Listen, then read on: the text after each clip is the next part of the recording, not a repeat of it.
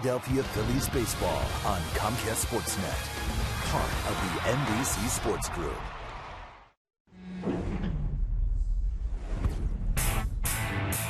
You just can't walk to the beat of your own drum. Being successful in the National League East this season will take a total team effort from the Phils. Connecting at the plate, consistent play in the field, and dominating on the mound will all be necessary over the final 93 games. For the first night of the 10-game homestand, they were all in step.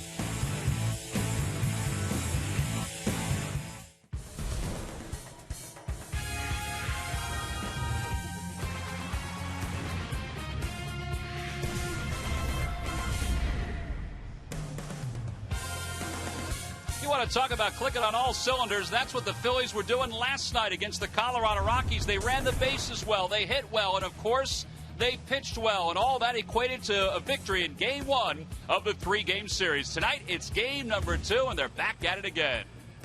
Hi, everybody. I'm Tom McCarthy along with Chris Wheeler. It was a pleasure to watch the Phils play last night. They played with energy, they were alive, and they got a great performance from Cole Hamels. And now they're hoping that the next guy up in the rotation, Joe Blanton, does the same. Ultimate clean game last night, Tom. As you said, they did everything right, and it was nice to see, and it's Joe Blanton's turn tonight.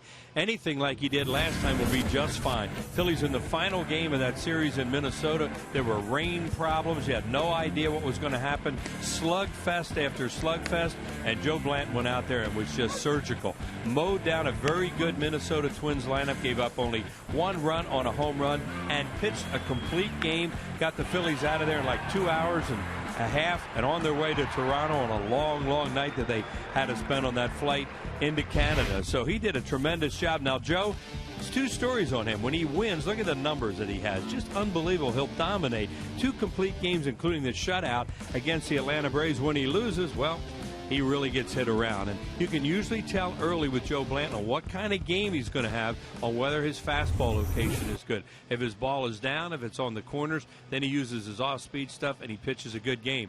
If his fastball command isn't good, usually not a good game. It's kind of the stuff that he talked about after his last start. He said that his previous start, he felt things starting to click a little bit. His last start, outstanding. He hopes he continues that progress tonight against the Colorado Rockies. It's game number 2 of this 3-game series. Joe Blanton will be opposed by the youngster Alex White, who's making his 9th start of the year for the Rockies. And 2 guys that White will have to deal with, John Mayberry, who's homered in each of the last 3 games. Last night's was a big blow. It gave the Phils the lead. And Carlos Ruiz, who's already matched his career high in home runs, and he's on the verge of some other important numbers. Lineups and first pitch when we return. Phillies baseball.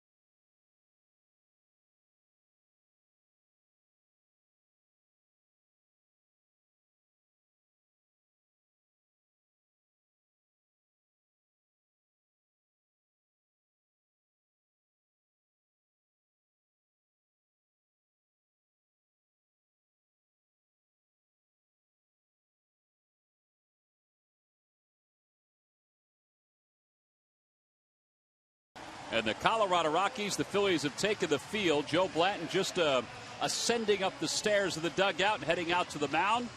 Phillies looking to make it 2 in a row over the Colorado Rockies after a very good game last night. And as we mentioned during the outset, a total team effort for the Phils. Let's take a look at the starting lineup for the Rockies. It's brought to you by Xfinity, your home for the most live sports. Leading it off in center field, Tyler Colvin. Marco Scutaro, the shortstop, bats second. Carlos Gonzalez, the left fielder, hits third.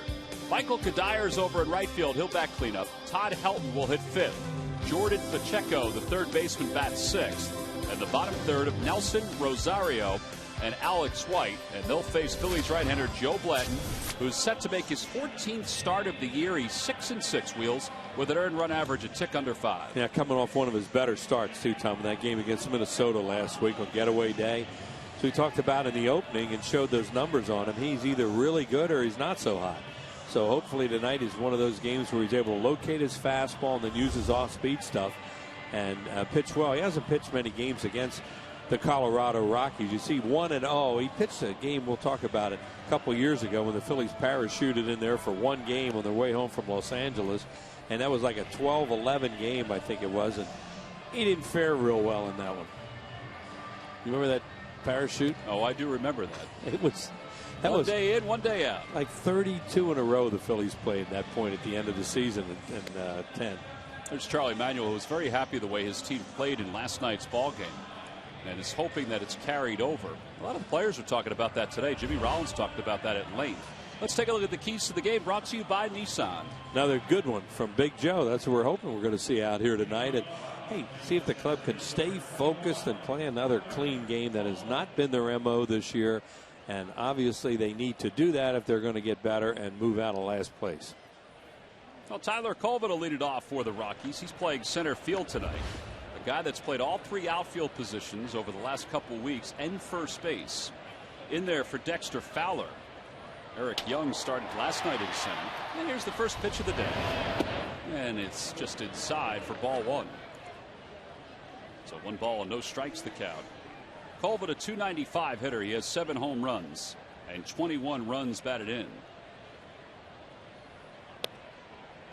Well, their lineup looks a little bit different when they put Cargo in. The guy they call Cargo in there, Carlos Gonzalez. And they found out today that Troy Tulowitzki is going to have surgery here in Philadelphia tomorrow. Sports hernia surgery, yeah.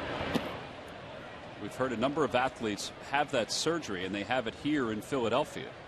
Brad Lidge came back from Washington 2 months ago to have that surgery here in Philadelphia. And he'll be out a couple months probably, so we'll see him in September when the Rockies come back. 3-1 the count. That looked like a pretty good pitch, but Chad Fairchild, the home plate umpire, didn't think so. So 3-1 the count to Colvin. And that's the key as we look at the umpiring crew for tonight with Chad Fairchild and then Tom Hallion, the crew chief, was at plate last night. He has to locate his fastball. Colvin may have helped him out there, but he'll take it 3-2. Colvin is 3 for 8 on this road trip for the Rockies. He's had a pretty good month of June. You saw his numbers over the last 6 games, but overall in June he's hitting .324. Now that raised his average to .295.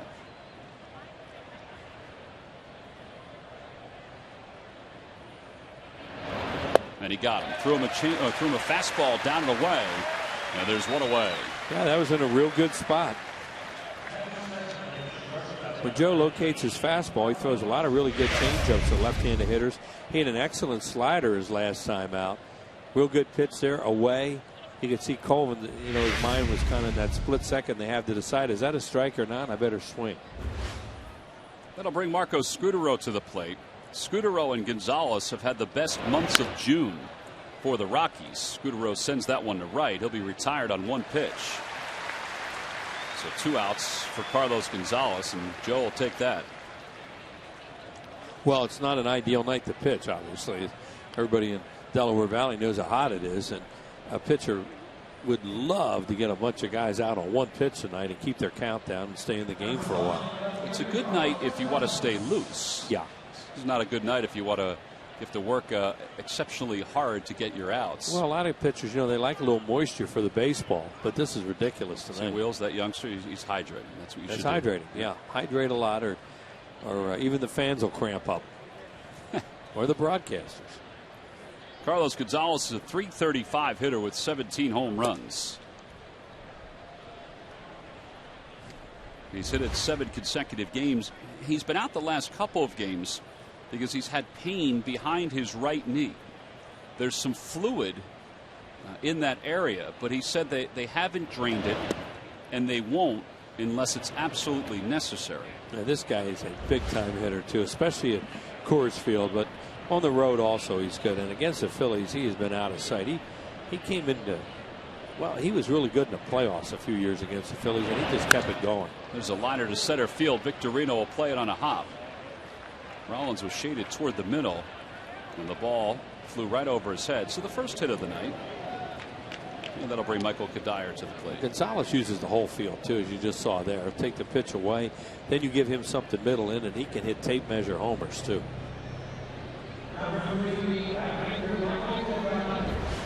Kadire was 0 for 4 last night. See his career numbers against Joe. Overall, it's a good year, though, for him. 270, 10 homers, 44 runs batted in. He's on pace for a 100 RBI season. Carlos Gonzalez, you don't think about him as a base stealer, but he's 9 out of 9.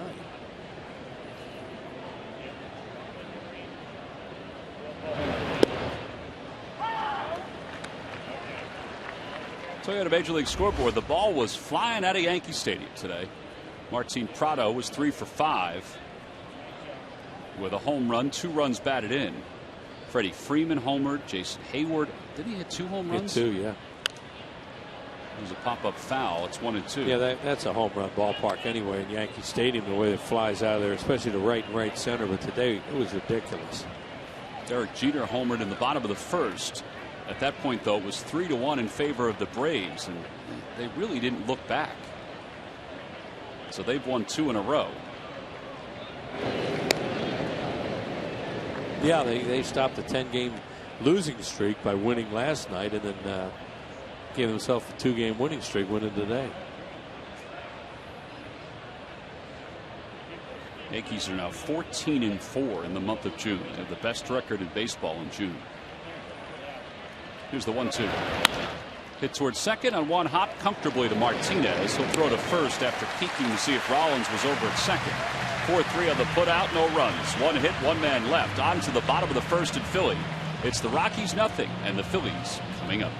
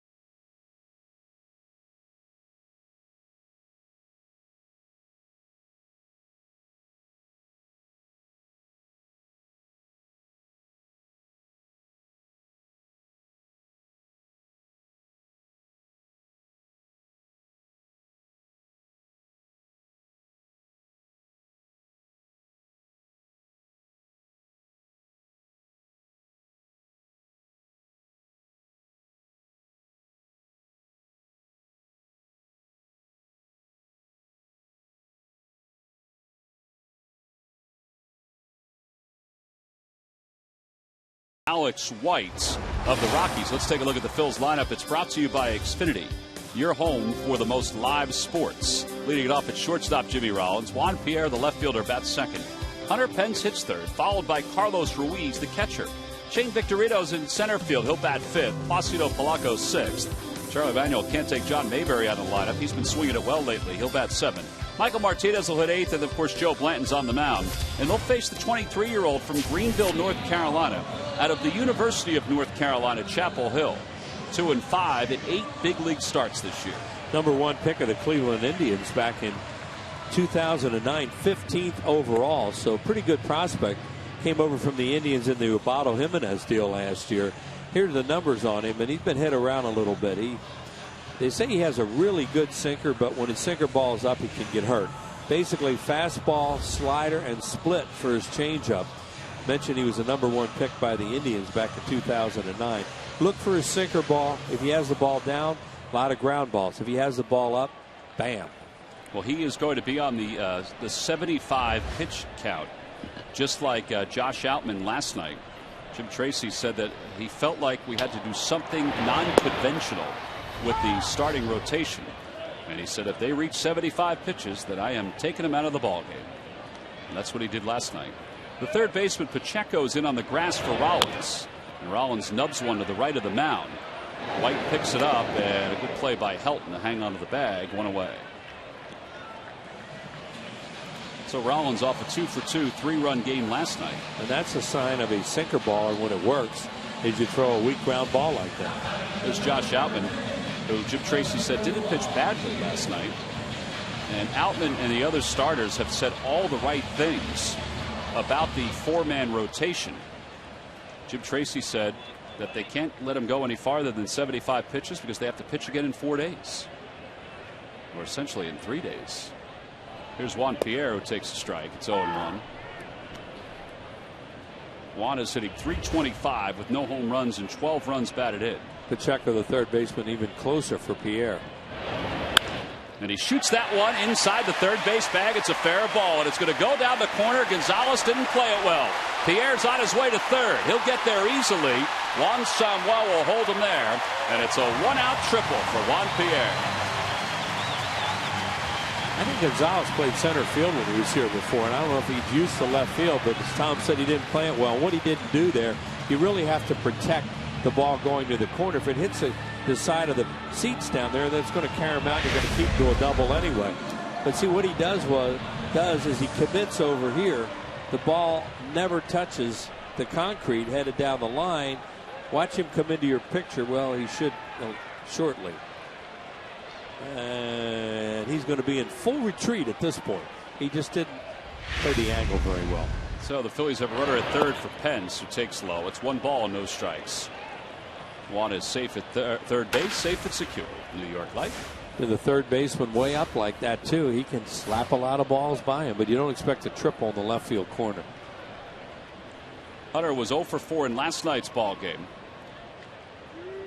Had a chance to drive in some runs, but was unable to do it. He can do it right now with a ground ball, unless he smokes a ball at Helton. That's the only way they have a play at the plate. They're not even thinking about a play at the plate with their infield defense. See it there.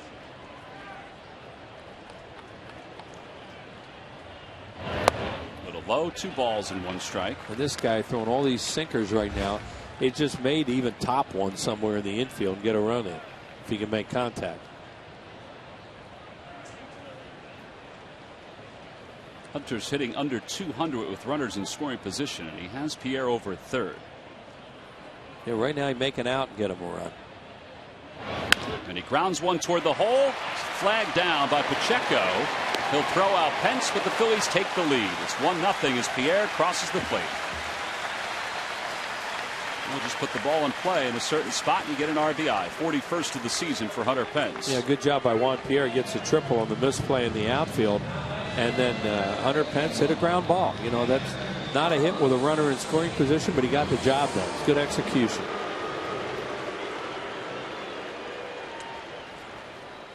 So 1-0 Phillies, and they'll start again with the third leading hitter in the National League, Carlos Ruiz.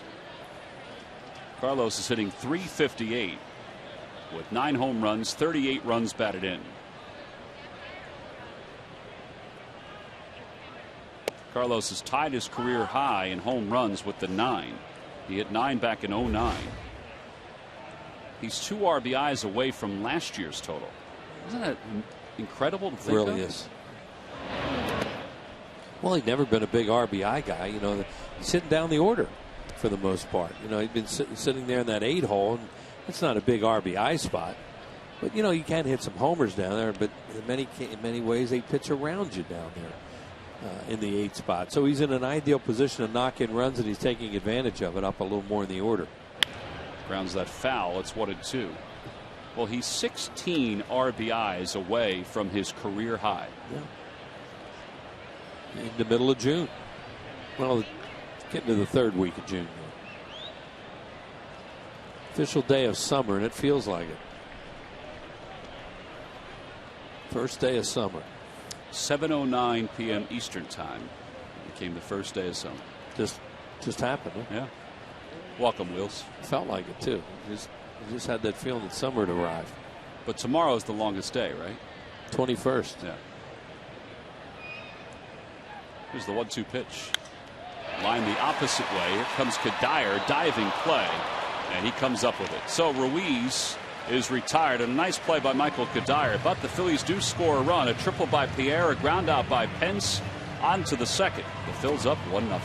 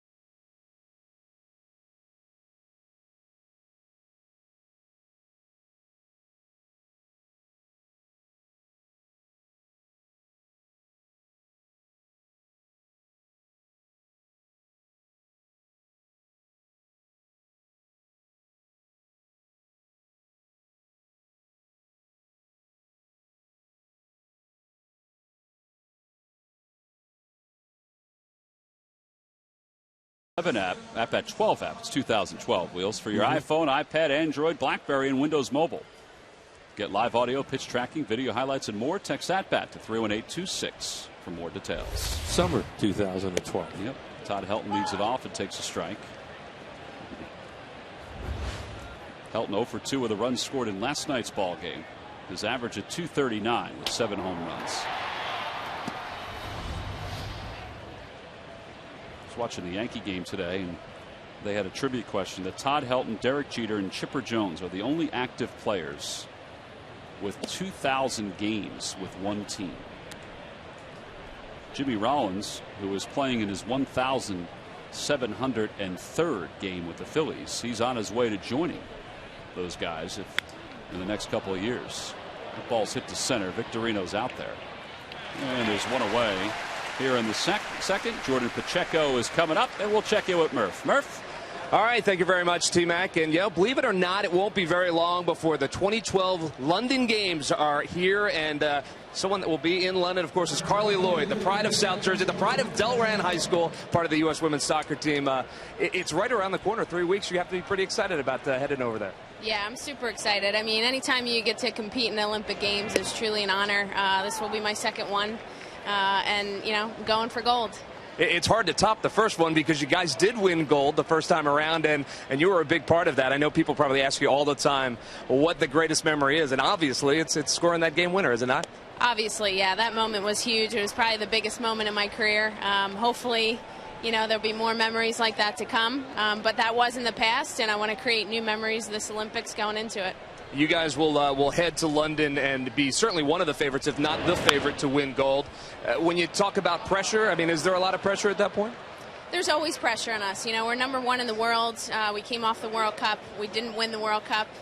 So there's always pressure. There's going to be teams like Brazil and Japan that are going to be tough opponents, and we've got to be ready. We just got to take it one game at a time. Now, I mentioned you grew up in South Jersey, Delran, New Jersey, went to Delran High School and Rutgers University. I went to Holy Cross High School right across the street. Natural rivalries. We'll put that aside right now. Hey, just talk. I know you grew up a Phillies fan as well. Were you a big baseball fan growing up?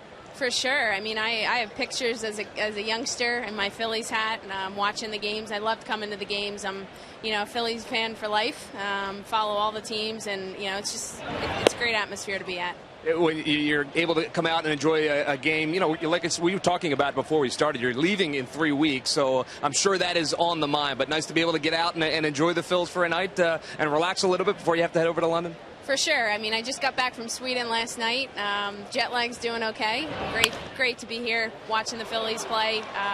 It takes your mind off of it, and you've got to kind of get out of that regimen of playing and training all the time and just enjoy yourself. Well, I know I speak for everybody in the Delaware Valley. We say good luck. Go for the gold when you head to London. Thank you. Hope so. All right, T-Mac. Carly Lloyd, member of the U.S. women's soccer team, headed over to London. Back to you, T-Mac. All right, Murph, thank you very much. The Bears and the Lancers. So Greg went to Holy Cross, the Lancers. And Carly went to Delran, the Bears. The games of the 30th Olympiad will begin on July 27th with the opening ceremonies. NBC is your exclusive source for the London games. Rockies have runners on first and second, with Rosario up, 1 out here in the top of the second. Rosario's the number 8 batter, a .230 hitter with 9 home runs. He's done pretty well for the Rockies this year, particularly since he's been batting a lot of times in the 8-hole. The ball's hit pretty well to center field. Victorino's on the run, warning track wall, and it's gone. It carried out of the yard for a 3-run home run, and the Rockies have taken the lead. 10th home run of the year for Rosario. And that's the 15th home run allowed by Joe this season. That's a combination of a guy can hit the ball hard, obviously, with 10 home runs, but also the way it's going to carry here tonight. That looked like a mistake right in the middle of the plate, and he hurt him. But it just kept going. It looked like a fly ball when it left the bat, and I think Victorino thought the same thing. And then Shane had to keep going and going and ran out of room. Well, that'll bring Alex White to the plate. I tell you, Rosario looked as if he thought it was gone off the bat, didn't he? Unless he thought it was going to be a fly ball. Yeah.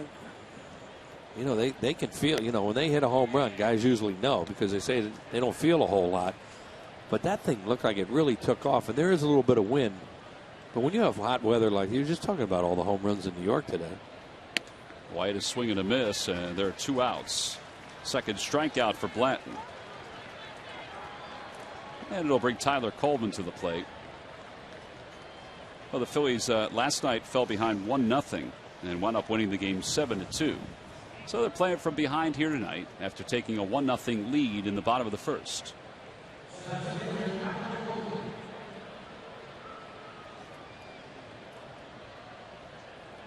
Colvin was the first strikeout victim.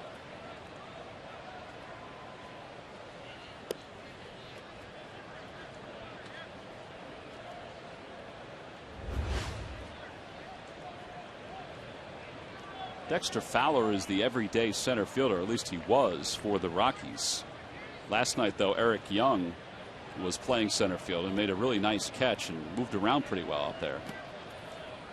I think Jim Tracy's just experimenting right now to see what the combinations are that he likes that'll give them a boost offensively. Well, Fowler's in a real strikeout funk right now, evidently. Not swinging the bat well. He's a switch hitter, too. Neither side, so he's just not playing. Struck out last night as a pinch hitter.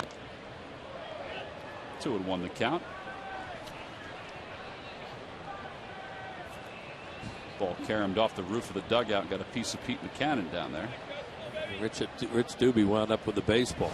Toyota Major League Scoreboard. Washington shutting out Tampa 2-0. That game's in the bottom of the first. Nationals have lost 4 straight. Their lead over the Mets is at 3. Over the Braves is at 3.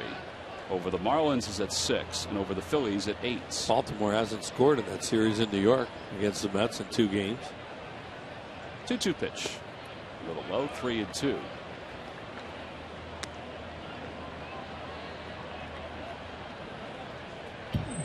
Scooter Rose on deck.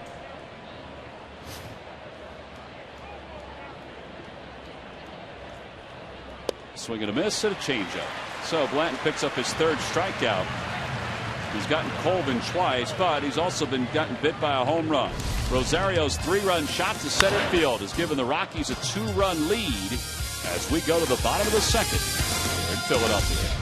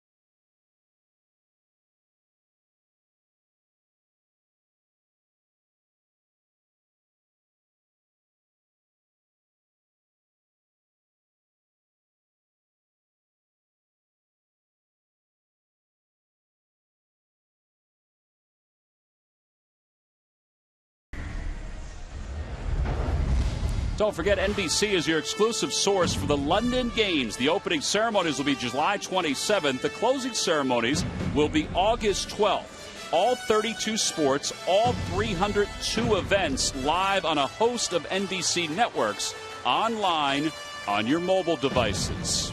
Boy, Olympic Games are right around the corner. The London Games, what a great venue. Carly Lloyd and the rest of the women's soccer team going for gold.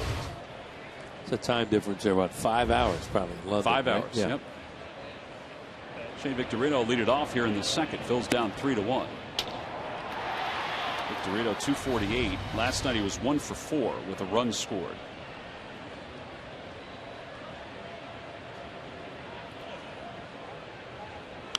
He was one of the guys talking about how clean the game was last night and how the Phillies have to keep doing that if they're going to get back in the race. And, you know, to a man down in the clubhouse, they feel like they're going to get back in the race. I mean, if they get outings like Cole had last night, then they're going to be battling as the year goes on.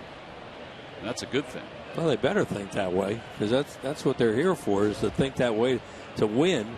And they're so used to winning, they know how to win. There's a jam shot and the ball out to center field. Colvin a few steps over makes the catch.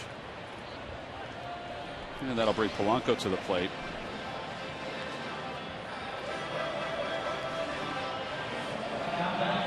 Polanco had a hit and 2 at-bats in last night's game.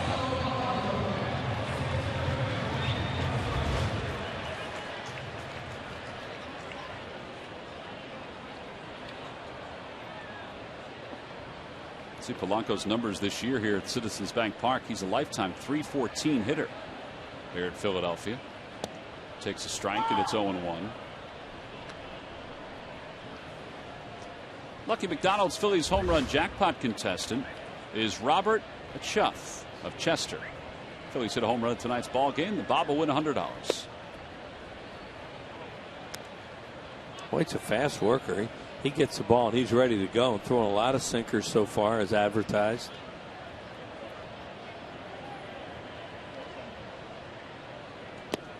There's a breaking ball there. Rockies got him last year from the Indians in the Ubaldo Jimenez deal. They also got another kid by the name of Drew Pomerantz, who was up earlier this year, who's down in the minor leagues. So they think these two guys will be mainstays in their rotation. In fact, Pomerantz has been rumored to possibly be coming up in the next couple weeks. Pomerantz was really the key to that deal, and he was a player to be named later. There was a reason. I can't remember why. He couldn't report until August, I think it was, for some reason. Anyway, he was a guy they really wanted in it, and White also was a big catch for Jim Tracy and the Rockies. 3-1 pitch to Polanco. Liner to center field. That'll drop for a hit. Second hit for the Phillies. That'll bring John Mayberry to the plate. Saturday night, the Union hosts Philadelphia's own Bobby Convey and the rest of the Sporting KC. Get ready for all the action with Union pregame live right before the boys in blue battle Kansas City. Saturday night at 6:30 on the Comcast Network. Available on Comcast Cable, Channel 8 and HD 201. John Mayberry is making his 38th start. He is swinging the bat better lately, and you can see 6 for his last 13, 3 home runs in his last 3 games, including last night.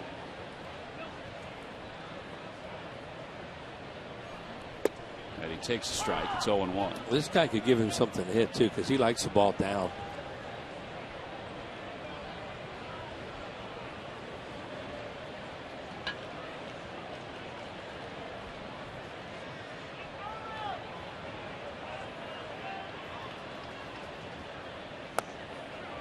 No appeal, no swings as Alfonso Marquez.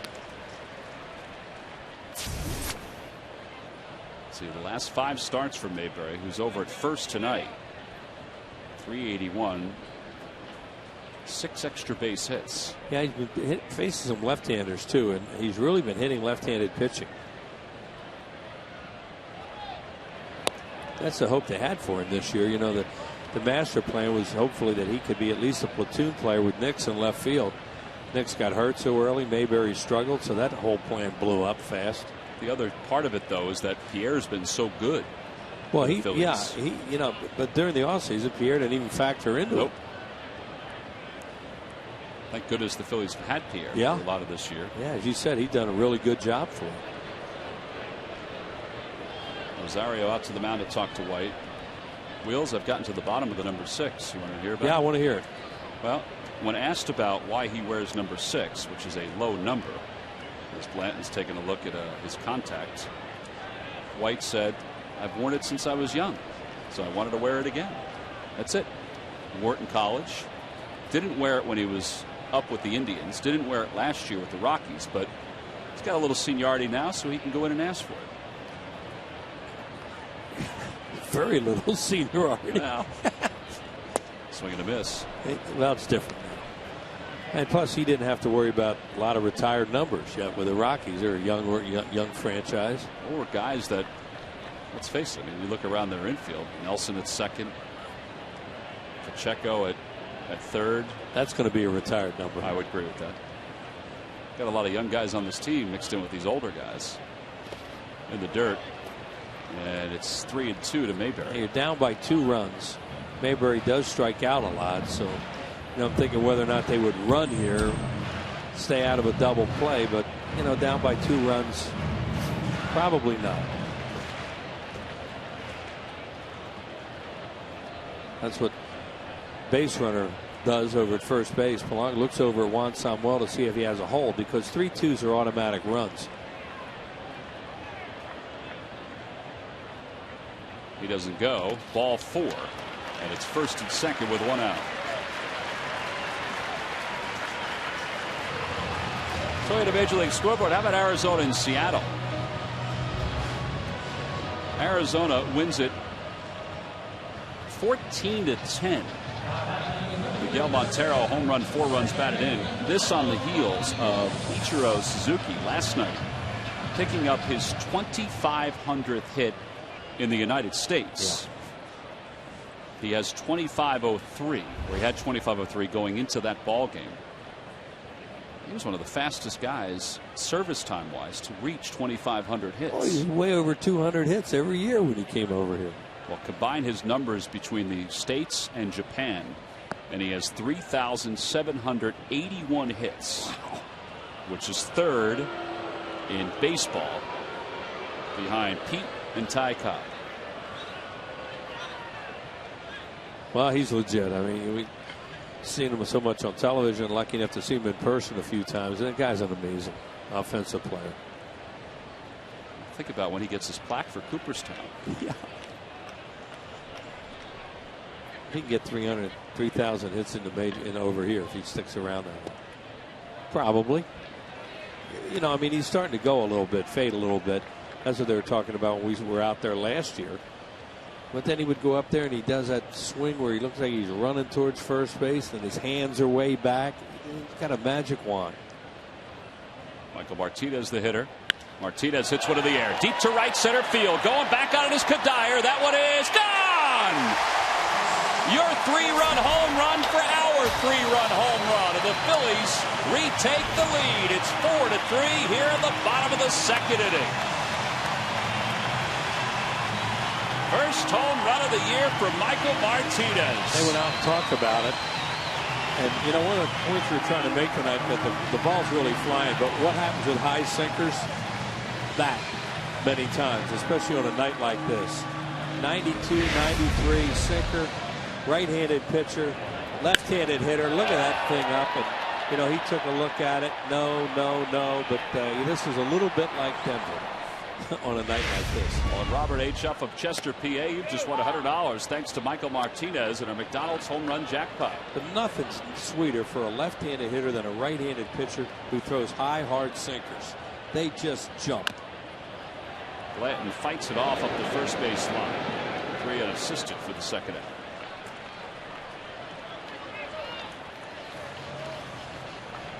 And 2 outs now for Rollins. This is a pretty good swing right here. It's the 4th career home run for Martinez. He stayed back really well on that and got everything into it, and it flew out of here to right center field.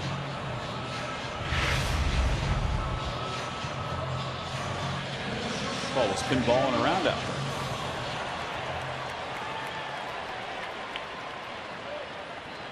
Rollins took a look to make sure Joe was back in the dugout. Jimmy retired by White on a ground out his first time up. I think we're going to get to 14-10 tonight, but there's going to be some runs scored here the way the ball's jumping.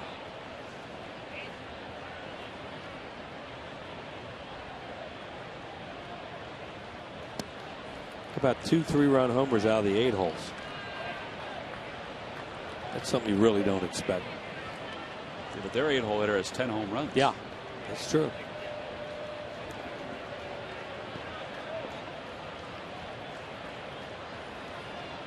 Rollins chops it over toward first. Helton flips to White cover. 3-1 on the putout. Phillies, though, retake the lead. They do so on Michael Martinez's first home run here in 2012. He drilled it to the alleyway in right center field.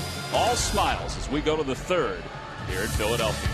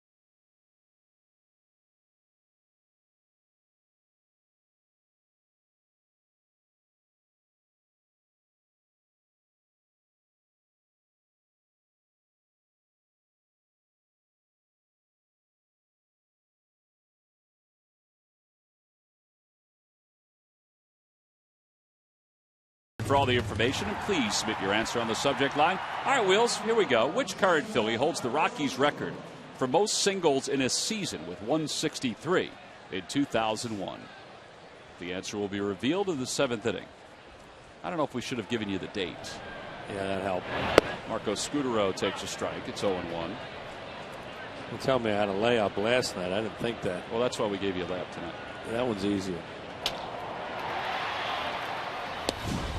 Scudero fly to right his first time up on one pitch. Now he takes 2 strikes.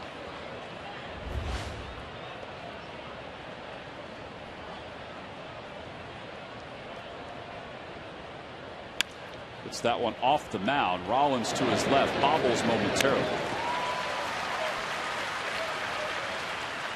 One away here in the 3rd.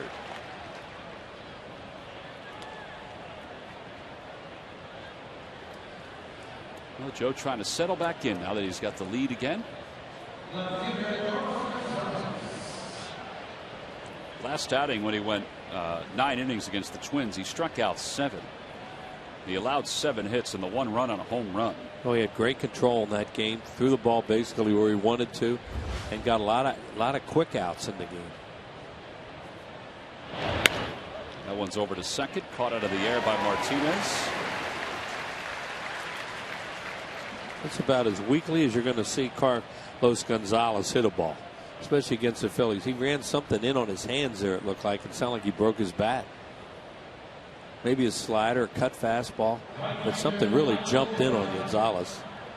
He's kind of looking at that bat right now. Well, it's nice to retire him. Now go after Kadire, who's 0 for 1. And Kadire takes a strike. It's a good slider he threw there. He had a really good breaking ball last week in that game in Minnesota. Hard slider.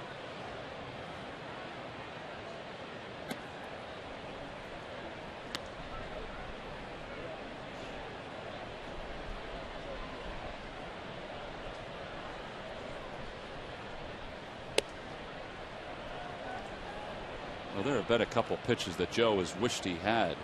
That may have been a little low, yeah, but he still thought it was a strike. Well, but if he's going to miss, that's where he has to miss, because he won't get hurt there. Swing and a miss, 2-2. That was a breaking ball there. It was up a little bit, but still pretty good on 2-1. Where he got hurt on the home run was a pitch elevated in the zone. Looked like a fastball that was right down the middle and up.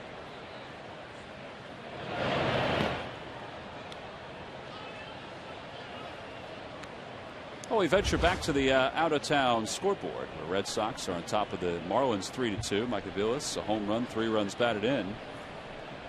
Miami has lost 2 straight. They're 1 game under 500 and 2 ahead of the Phillies in the standings. A liner to left field, that's a bullet, and that one's not coming back. And we're tied up at 4 here in the top of the 3rd. The solo home run for Kadire is 11th of the year. And it's the 2nd home run hit by the Rockies in this ballgame. Well, there are going to be some homers tonight.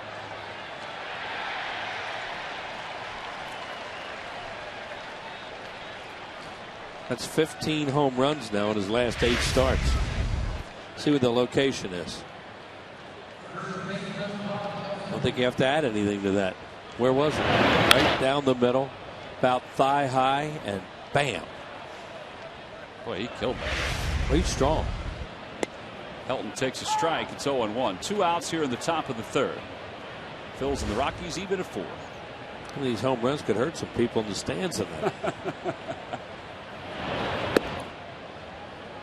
That's what they said in the Yankee game today. Although the second one that Hayward hit the foul pole. So that wasn't hurting anybody except for the foul pole. Yeah.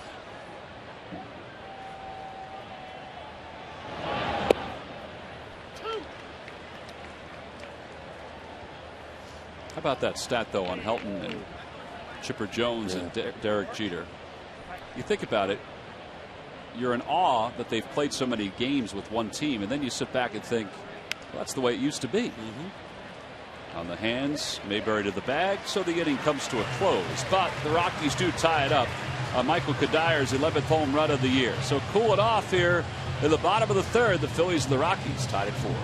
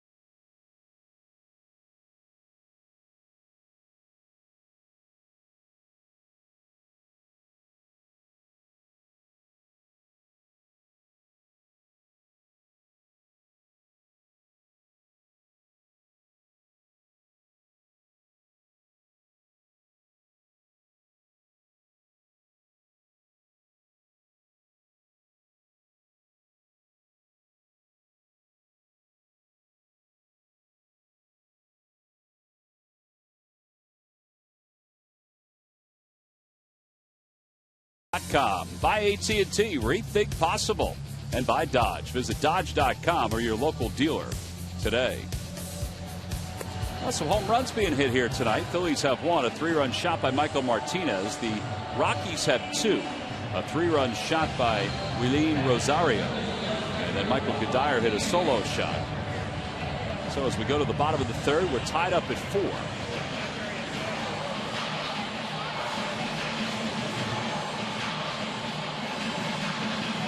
That gentleman showed up today for a Citizens Bank Business Person Special, and a night game turned out.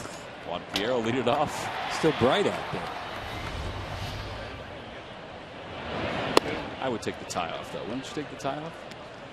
Well, I know. Back in your day, you guys wore ties to games. It looked like, yeah. Ray Tipton just came up with a good one. I want to give him credit for it, our great director. Oh, you have to, because you're answering him. Yeah, I know. That made me laugh because I love that show. He said Don Draper. That looked like Mad Men. That is a tremendous show. That reminds me of the 50s and 60s. There it is. There's Don Draper and company. 1-1 the count to Juan Pierre. 2-1. Pierre tripled and scored his first time up.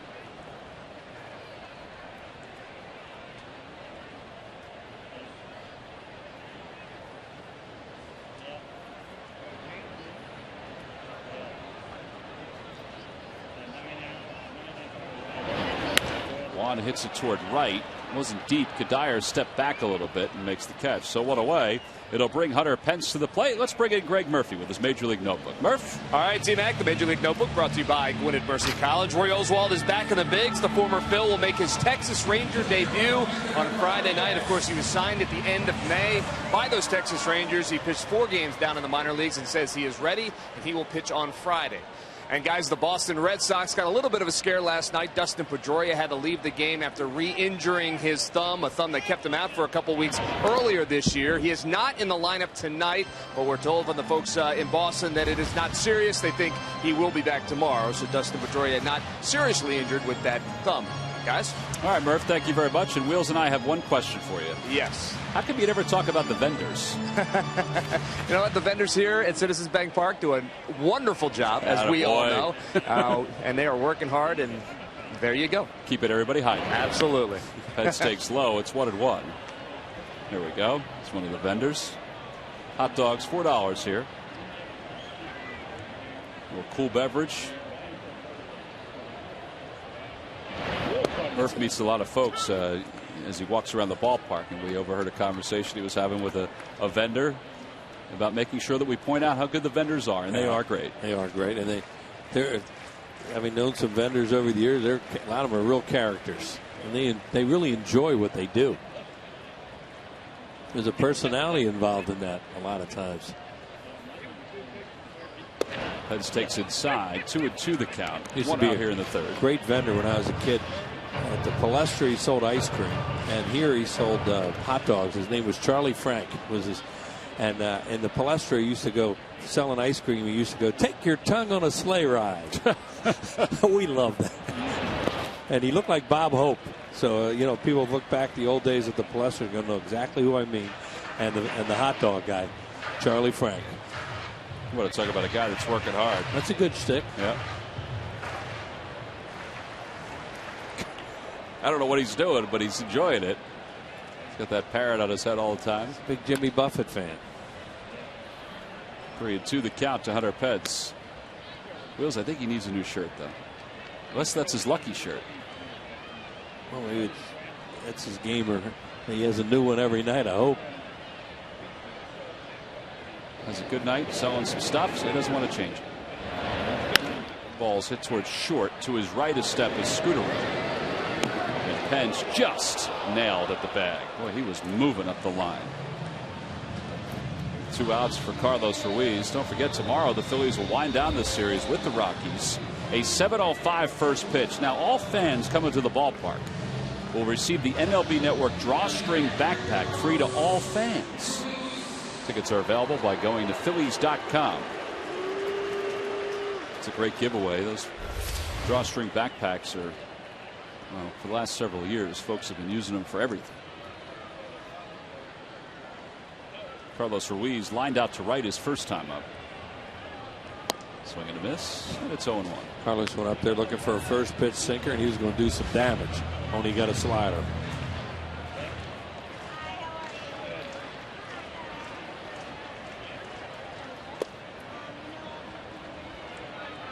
It's interesting you say that too, because Carlos, statistically, along with Hunter Pence, for the Phillies, those are the guys that go after the fastballs with the first pitch more than anybody else on the team. Great way to hit.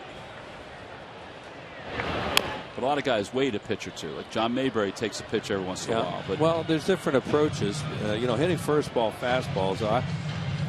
Most guys I've talked to in this business that were good hitters say they want a fastball early to hammer. I've never heard one of them say, I just want to stand there and get that 0-2 splitter. I want to hit that 0-2 breaking ball or 1-2 breaking ball. They want to hit a fastball early. Talk to the guy that's coming in here in the 4th inning about that. Although he's a pretty good breaking ball hitter too.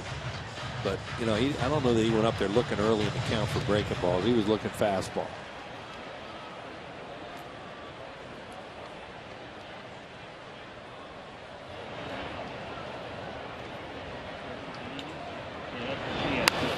Carlos loops it foul. Helton unable to get there. Well, Carlos, who's 3rd in the voting for the All-Star game. Look at his numbers compared to the guys that he's behind. Now, Carlos has about 30 fewer at bats, but his batting average is higher. One more home run to Posey, even with Yadier Molina. Each of them in the same neighborhood, RBI-wise. That's 3 very good players. And McCann is the other one, who's 4th. There's another really good player. Those are 4 good catchers, and Posey's an amazing story that he's back playing as well as he is. When you look at that gruesome injury he had last year, who'd believe he could be back playing at this level? I would think all 3 are going to make the All-Star team. Of course, fans can vote for Carlos up to 25 times at Phillies.com. And while the Phils are home here at the ballpark, they can punch out the ballots as many as they want. We were a kid, we used to see how many we can get done before the end of the ball game.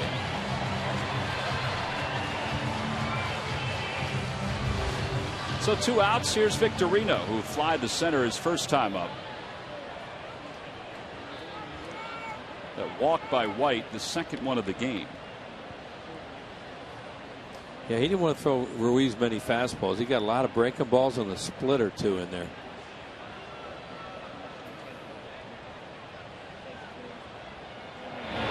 Victorino bunts toward 3rd. It's a nice bunt. White bobbles it, and Victorino's safe at first.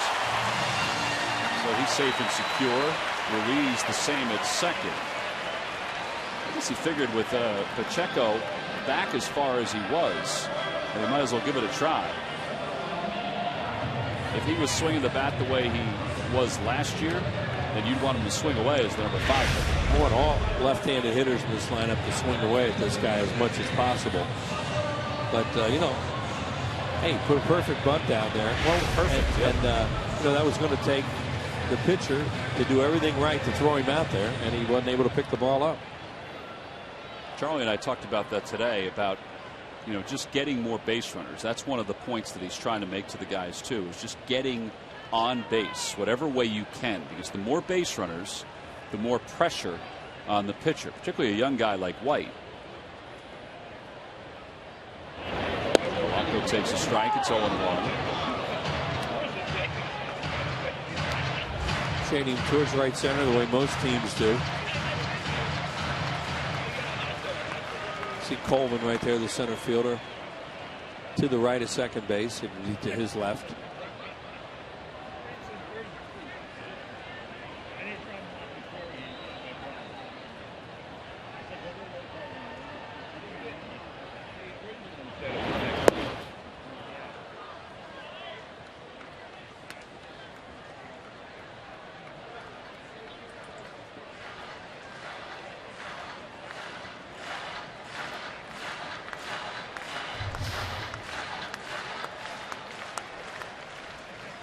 54 pitches for White, so he's probably going to pitch another inning, and that's it. We'll see. Seems strange to say, doesn't it? And every one of their pitchers are going to be on that kind of limit, not coming off a rehab. 0-2 the count to Polanco. In the dirt, Rosario keeps it around his spot. Kid's a good catcher behind the plate. Not only hit a 3-run home run, but Rosario really moves around well too. And he has to with this guy's breaking ball, because he throws a big snapper up there way out of the strike zone. And you see how it comes back in the opposite direction. But he's very quick the way he moves out. He's anticipating the ball in the dirt, but still he's very, very good at blocking them. Not easy to break him, to block that breaking ball like that when you snap it that way. 1-2 pitch to Polanco. Grounded foul. You see how he's still a work in progress. He's got, decent stuff, it looks like, White, but really not that much of an idea of how to command it, especially his breaking ball. But he can throw a nasty one once in a while.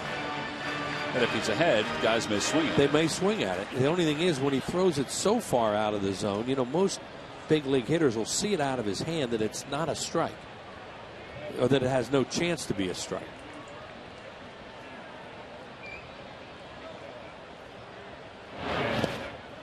See, there's another one. And look at him block that thing. Really impressive. But that out of his hand doesn't have a chance to be a strike. So Polanco doesn't chase it.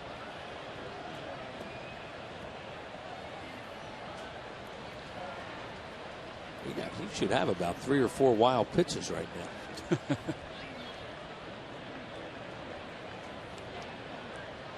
Neither runner being held on. Ruiz at second, Victorino at first. It's 2 balls and 2 strikes to Polanco. Let's see if he gets a sinker to hit here.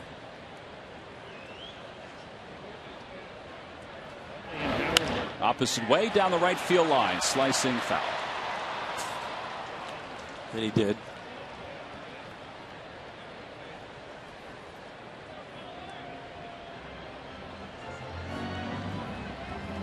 There's a happy camper right there. Thanks, Dad.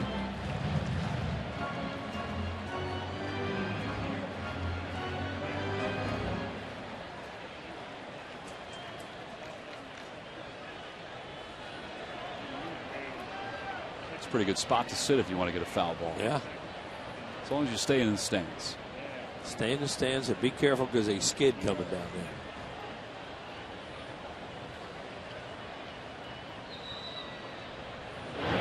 Polanco back to the box, and White, off balance initially, makes the play. So the Phils leave a couple on base here in the third. They got something going with 2 outs. So we've completed 3.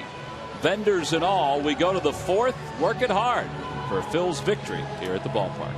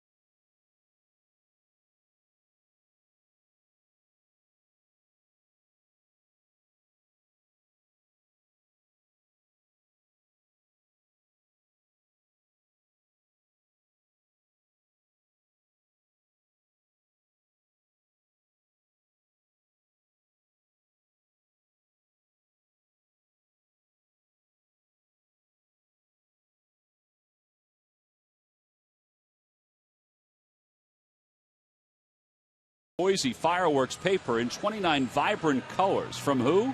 But W.B. Mason.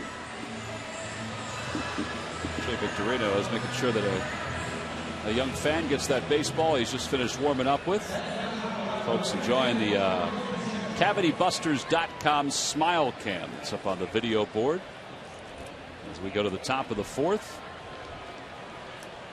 He's still working over there. Sarge, go down and tell him to take his tie off. Well, he hasn't loosened up. It's been a hard day's work. So he's here just kind of taking it easy and following up on some last-minute texts or emails. Which you know all about now. Well, hey. 0-2 the count. Pacheco singled his first time up and then scored on the 3-run home run by Willen Rosario. So he's 1 for 1. His average is .299. He's 5 for 16 on this road trip for the Rockies.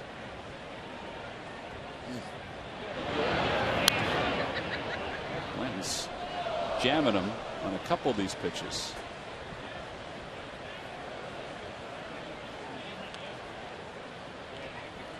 What do you think so far for Joe? Needs those ground balls, although when it's warm, everybody knows how the ball has a tendency to travel. Good pitch right on the outside part of the plate. He wasn't getting that an inning or so ago, but he was kept it in that neighborhood. So 4 strikeouts now. Chris Nelson is due up.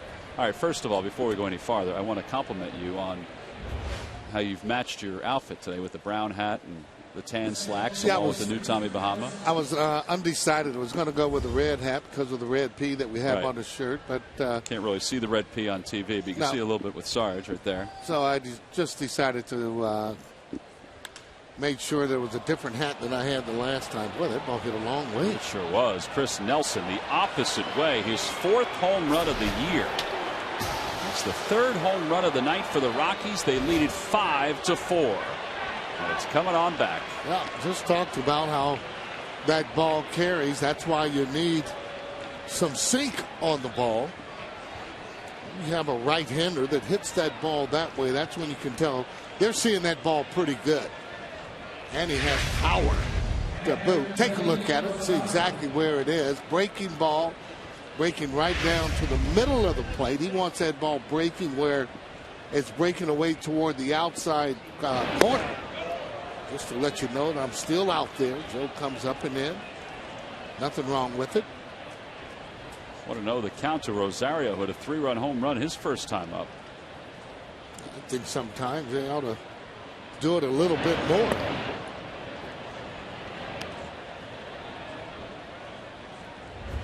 It's always the guy that comes up next that usually pays for it.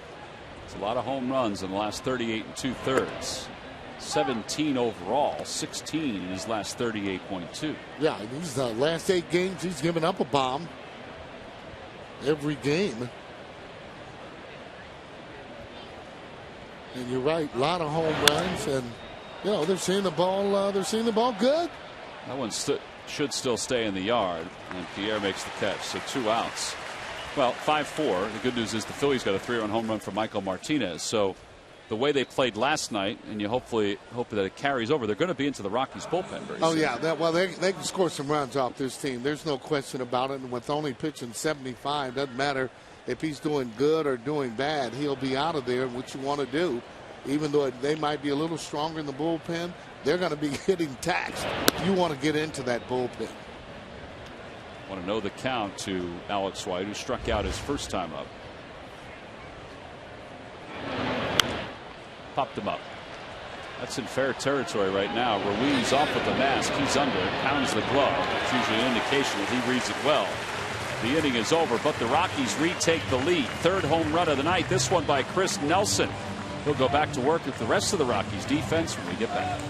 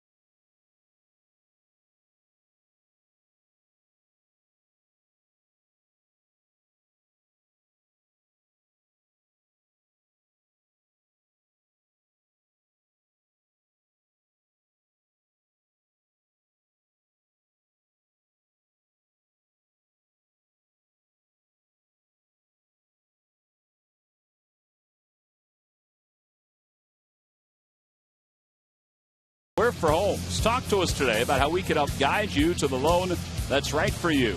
By WB Mason. You can't go wrong when you buy right. And by Toyota. Every new Toyota purchase comes with Toyota Care. Bottom of the fourth. Bottom of the order due up. Mayberry, Martinez, Joe Blanton. I'd like to welcome everybody to the ballpark. They've noticed that the red light is on. There's some good eyes out there. Yeah. Look right over there. He's telling the guy with the shades. Home runs all over the place tonight. The Phillies with 1 3-run home run against Alex White. The Rockies have hit 3. One was a 3-run shot. The other 2 were solo shots. White is at 59 pitches. So if he has a comfortable fourth, it'll be his last. Yeah, that's the unfortunate thing about those 75 pitches. And we've seen pitchers pitch before. Sometimes they don't even get their stride until a little later on in the ball game. Well, Will Nieves is the backup catcher, is going out to the bullpen right now because somebody's going to start to throw. Bob Apodaca is on the phone, and he's going to start getting somebody loose. Now, Jeremy Guthrie, who was the 5th starter, got roughed up this past weekend. He's been relegated to the bullpen. So he, along with Guillermo Moscoso, will be one of the long men. Jim Wright, who's the bullpen coach,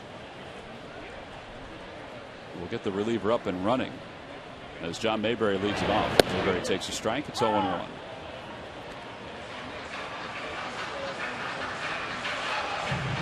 Well, when you talk to John, there is no rhyme or reason why he ends up taking some of those fastballs, which sometimes, or in most cases, it's the best pitch that he's getting in that sequence. Oh, they're a little bit inside. Matt Reynolds, who pitched last night, is the first one up for the Rockies. 1 ball and 1 strike to count. I guess guys are creatures of habit. I'm sure there were some habits that you had. You know, that some guys would say, hey, why don't you do it a little differently? But I guess guys are creatures of habit. Well, they are, but the fact is, though, unless it's good, they can't be getting you out the same single way all the time. Well, Larry tied him up. It's 2-2. And so far, that best pitch is the first pitch that was almost right down the middle. Now, you've already seen him. You've seen the movement on him, so it's time to really start to move that ball. You know, you're right, though, creature of habit where you're going to go up, take a pitch, and you've had some success, but last night, he ended up hitting that ball and bailing and hitting this one. Well, he'll get at least 2 out of it, and he'll stop at second. So a leadoff double. Michael Martinez is due up. Murph, you talked to John Mayberry about the success he's had recently. What does he tell you about how well things have been going? Yeah, you know, we were sitting here before the game, and I just said to him, you seem like you're pretty dialed in right now. And he laughed, and he said, yeah, I'm feeling good, and now it's a matter of keeping it going. And, you know, I said, can you explain why? He said, well, when you're getting hits, then you become a little more confident, and then the game slows down. You're able to relax a little bit and get more hits. So it's almost like a chicken and an egg kind of thing. But he's starting to see the ball better, and he feels much more relaxed at the plate, he said. And it's working for him. And, you know, Sarge, you can speak to this, obviously. I would imagine when you're relaxed at the plate, then it's a lot easier to hit a baseball. Yeah, when you're relaxed and then you're getting hits. The position, though, for me, Murph, a lot of times when you see him hit against left-handed pitchers, he really looks relaxed, kind of knows what he's doing. Right-handed pitchers seem to give him a little problem at times. And keep in mind, the job was given to him. He actually lost his job by not hitting. So he's trying to get that back, but good for him if he's feeling a lot better there at the plate. We'll know because we'll be able to see results on whether or not he's getting hits or not. Yeah, Sergeant, and that's an interesting point because he talked about getting the start tonight against a right-handed pitcher. And, you know, he's been hot, but Charlie's showing some confidence in him to get him back up to the plate because, you know, in most instances we see Ty Wigginton tonight, but he wants to keep him in there, keep him in the lineup, and, well, base hit, a double, it's paying results tonight. Sure is. Well, his average is up to 246, so he's on second. Martinez is ahead 2 balls and 1 strike. And by the way, the Rockies have put a right-hander up too in the pen. Josh Renicky is starting to throw next to Matt Reynolds. Still want to be aggressive here for Martinez, especially with the pitcher coming up. Not necessarily just giving up yourself for an out on that right side. Fouls that off his foot. And it's 2-2. That's a good point, Sarge, because a lot of times you think, all right, nobody out, runner at second, get him over to third, but you have a pitcher on deck who's not the Phillies' best hitting pitcher. And I don't want to say that it's an out, but if he does make it out, then that's 2 outs with the runner at third. Yeah, his mindset though has to be right side. I'm trying to, exactly, but I'm going for it. I want to be aggressive to be able to drive the ball, not just give yourself up. And at times you'll do that with a runner on second base. Not in the 8th hole though. Nubs it foul, just staying alive. Michael Martinez is providing us with our Coors Light Cold Hard Blast. Boy, this ball here right down the middle, and he knew it was gone when he hit that ball. Line drive, that's what you like to see, especially those 3-run homers. That's a Coors Light Cold Hard Blast. Let's see him get another one here. 2-2 the count. Ground ball right side. So he'll be retired. As we said, he was trying to get a hit by pulling it to the right side, but he does at least get Mayberry over to third. So now with 1 out, let's see what Joe Blanton's able to do here. Well, certain situation he's able to throw strikes and wait. Don't know whether or not he put on a squeeze, which is always a possibility, even though Charlie doesn't squeeze very much. Infield in is going to be difficult for John to score from third base, even on contact.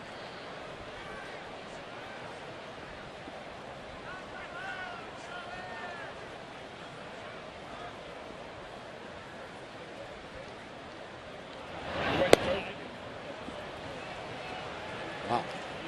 Sarge, you like to say he's a little tardy on that one. A little tardy on that one. 0-1 the count. We've seen Joe. I mean, he's hit home runs and so on before. This is a situation if he could maybe choke up a little bit and just try and get it out there somewhere.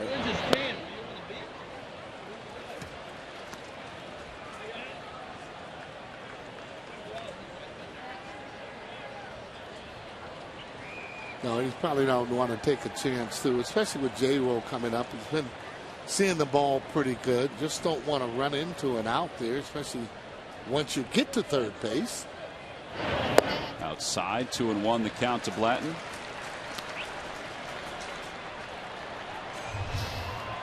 .73 pitches for White. If he loses Blanton here, then I guess Jim Tracy will go to the pen. I can't see how Jim Tracy is actually liking 75 pitches. Kind of limits him too with that bullpen. Well, he said it was his idea. He said he was given the latitude to come up with something non-conventional. And he came up with that? I guess. I'm not buying it. I'm not buying it at all. Oh, no. Tom Runnels is bench coach next to him. I mean, there are times you want that starter to go 9 to rest your bullpen. This way, they never get a chance to have that done. Ground ball softly hit toward the mound. 1-3 on the putout. So now it's left up to Rollins. What's he going to do? 75 pitches, and here he comes. Wow. He's true to his word. He's exactly at 75. I don't know. I kind of thought he might let him get the last batter. So, and the other thing you're going to do, you're going to discourage a lot of your pitchers. And I can tell you this from being a player and being limited for White, not being able to pitch and get out of that, you're going to have guys not wanting to go there to play. I can guarantee you that, because they're going to want to go out and pitch. If you're throwing a no-hitter and so on, you're going to want to continue to do that. Well, Matt Reynolds is coming in. This is an AT&T call to the bullpen in the 4th inning. 2 outs and a runner over at third.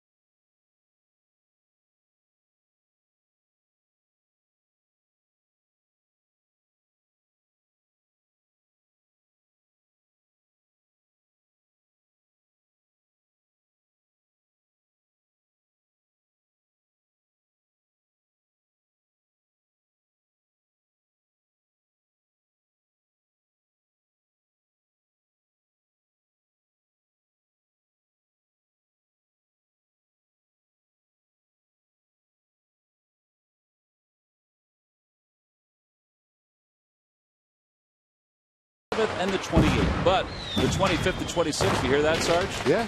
Fireworks. Got it. Brought to you by Xfinity. Order your tickets by going to Phillies.com. Tell you what, they do a lot of great things here at the ballpark. The fireworks shows have been spectacular even before when they were at the Vet. Well, Alex White is done after 3 2/3. Yesterday, he didn't really comment after the meeting with Jim Tracy about the 75 pitch rule that's been implemented for the starters. You can just tell by the body language of White. I don't want to put words in his mind, but I can't imagine he's happy about this. No athlete would be happy about that. Rollins loops it to right. Kadire long run, and he's not going to get there. A run will score. Rollins gets to second. We're tied up at 5. So that'll be a double for Jimmy Rollins and his 20th RBI of the year. See, the sheer competitor of his starting pitchers thinking, let me try to get out of the inning. Yeah. It's they're going to have some problems with it. Not a really great swing, but effective exactly where it landed. No one able to actually get to that ball. J-Ro running to second base, but that started right from home plate for him to get there, and he gets an RBI. Pierre tripled his first time up, flying out to right his last time. Rollins on third, or on second, excuse me. And Pierre takes a breaking ball for a strike. It's 0-1. J-Ro talked about how he has fresh legs now. Yeah, I was sitting down and talking with him, and I asked him, I mean, who let the dogs out? The way that he was actually running around the bases and having a good time. And he said, hey, I got my legs underneath me. Can he say when it started? When he started feeling it? Was it the last couple of days? Said he's been feeling good for about the last 3 or 4 days. But I said, this is the way that you used to play that MVP year where you were doing that on a nightly basis as far as in running out balls and legs feeling good.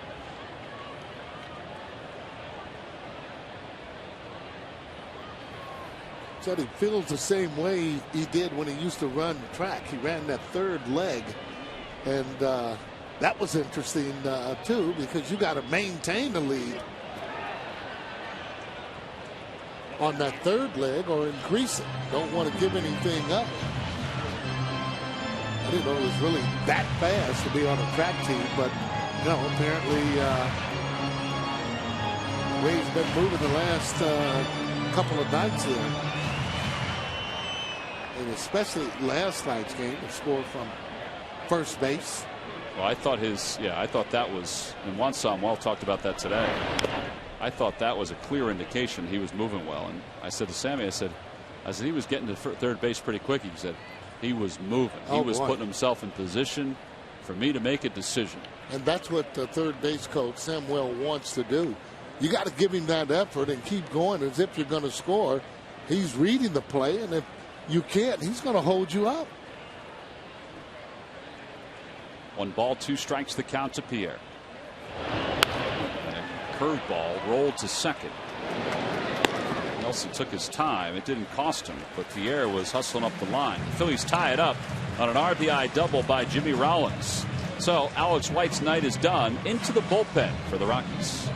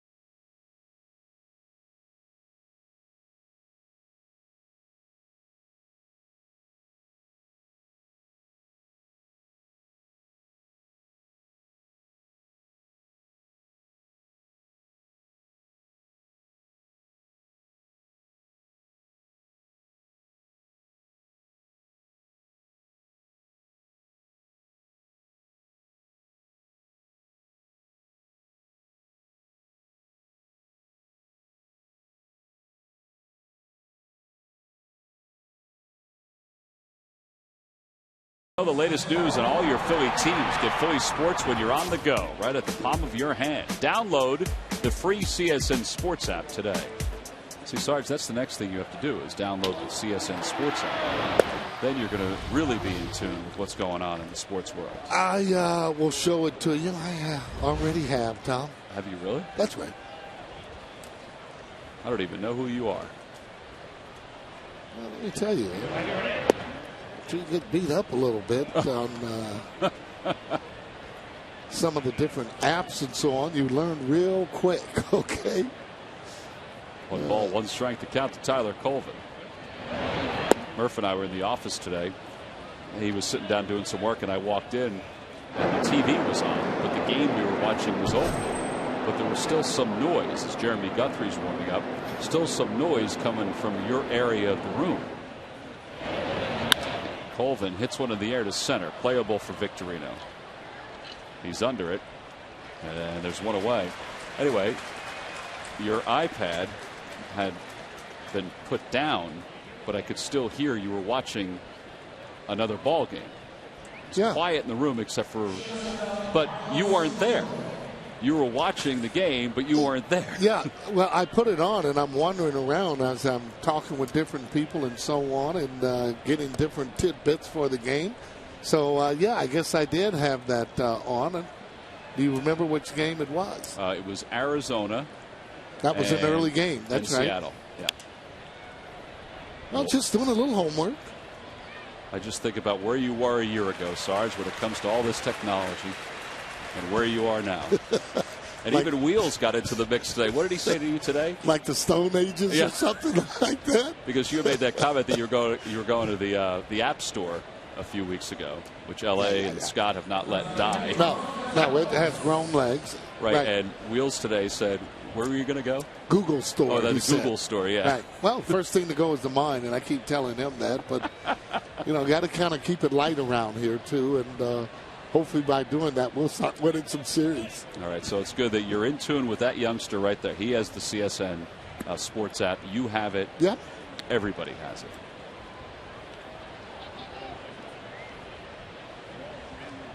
See, he's looking. He says, is this how you do it? She has it. Everybody has it. Everybody's following Jim Salisbury. Oh, and by the way. Yeah. Words with friends? Yeah. Are you good at that? I am mediocre at best, at least at this point. I've run into some folks. I've run into some folks that are more powerful than I when it comes to that. There's a fly ball to left center field. Pierre is there. It slices back, thankfully, to make the catch. 1-2-3 inning for Joe Blanton. He's retired 5 in a row. I'll play you with words with friends, Sarge.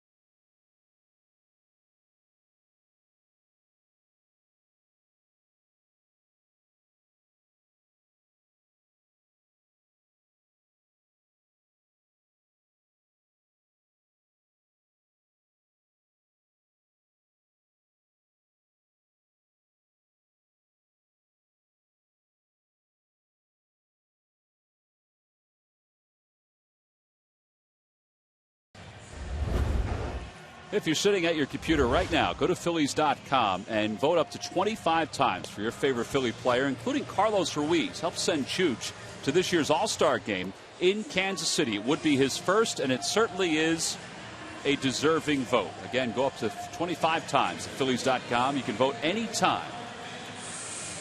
Vote here at the ballpark. Go to the bottom of the fifth. Carlos will bat second in this inning. Well, there it is. It just seemed like the other day that Sarge was new to the information superhighway. He waved me off there, too, when I was asking him. You were helping him at that point, weren't you? Well, actually, I was asking him about getting on iScore because I had paid for it. Right. But it was the wrong year. 2012, Sarge. I know. You paid for 2011 or 13? Well, I paid for it, but he put it in it. So I guess you can say, yes, I did. Here's Jeremy Guthrie. He'll take over for the Rockies out of the rotation and into the bullpen. Hunter Pence swings at the first pitch and fouls it. Pence is 0 for 2 with an RBI on a ground out. Guthrie 3-6 with a 7.02 ERA as a starter. Was told yesterday that he was going to the bullpen. His comments about that trip were classy and together. I am not one to sugarcoat things. I've been bad. This is an opportunity to help the team, and I am going to try to take advantage of it to the best of my ability. A lot of veterans could have said, I'm not happy, I want to be traded, I don't want any part of this. But he's dealt with it very well. Well, the other thing is, you're going to be able to pitch since they're only going 75 innings. So it's a good chance then that you're going to be in that ball game just about every day.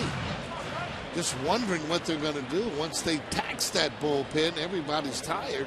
Who are they going to go to? Pierre out in front. That'll be out of play. And it remains 2 balls and 2 strikes.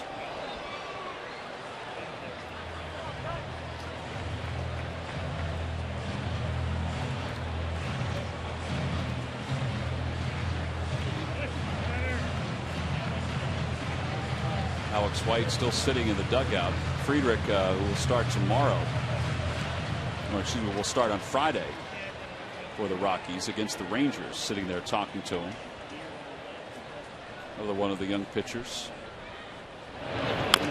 Off the foot of Pence. And it remains 2-2. Well, while you have a moment, we'll update you on Chase Utley. Clearwater and Dunedin are tied at 2 in the 5th, but Chase 1 for 2 so far with a 2-run home run, and he is playing second base. That game being played at Bright House Field. Chase is getting ever so close to returning to the Phils. Swing and a miss. 1 out. It's a tough pitch for him to hit because he does come off the ball, and that's a slider. Breaking down and away, and that's after that fastball. This is just a good pitch there. It's going to get most right-handed hitters, and especially when you see his foot as it goes toward the third base bag. He can maybe foul it off if his body's in a little better position. But again, this is the way he's been hit. This is the way he hits. Carlos on the hands, loops that one towards center, but Nelson tracks it down for the second out. 2 quick outs for Guthrie here in the 5th. And here comes Victorino. There have been a lot of rumors too about Jeremy Guthrie. The latest one was that he was going to be traded to the Toronto Blue Jays. The Rockies got Guthrie this past offseason in a 3-player deal. They sent Jason Hamill and Matt Lindstrom to the Orioles, and right now the Orioles have gotten the better of that deal, even though Lindstrom's been on the DL. Maybe a lot the stadium where he pitches. And Colorado might have something to do with it. Stadium can be intimidating to pitchers, especially if you're making good pitches and getting bad results. 1 ball, 1 strike the count. Victorino did not think that was a strike.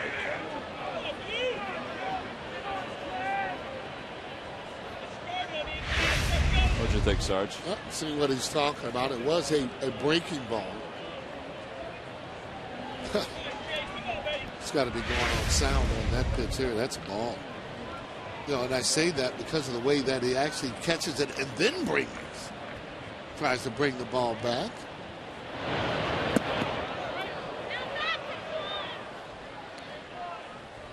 Got a little wake-up call, and I think every now and then all hitters need that. Kind of wake you up a little bit.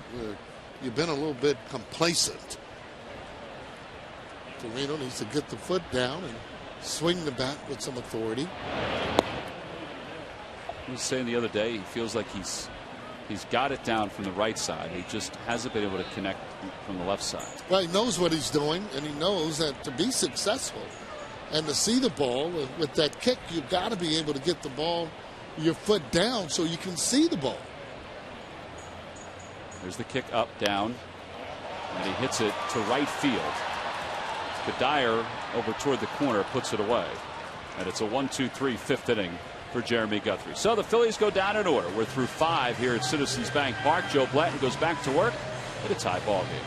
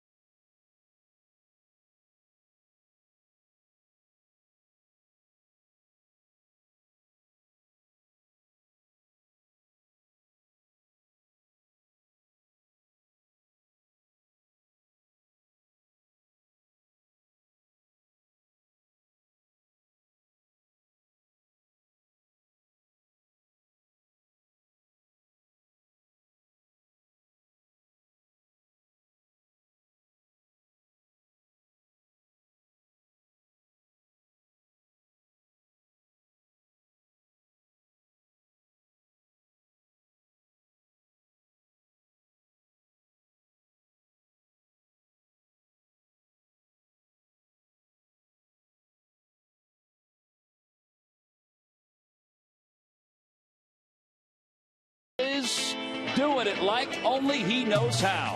One of baseball's all-time most liked players is liking the way his bat is hitting the ball again.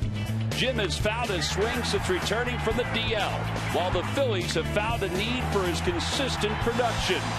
Tommy's power ranks among the best who have ever played the game. It's still plenty active, and it's brought to you by Independence Blue Cross. Now more than ever, we're here for you every step of the way. Well, we'll see if Jim Thome is put in as a pinch hitter at some point in the next couple of innings. Michael Dyer leads off the 6th inning. That's a good pitch from Blanton. He jammed him. And Victorino and Pence are there, and it's Pence who makes the catch as it goes right on by Victorino. I think it's safe to say either one of them could have gotten it, sir. Yeah, that would have been trouble, however, if they collide. You know, when you're out there, sometimes you got to use those hand signs because you can't hear each other. And a lot of times you'll say, I got it, I got it. And that's kind of lucky, too, that he was able to pick that ball with Victorino running right in front of him. Helton takes a strike.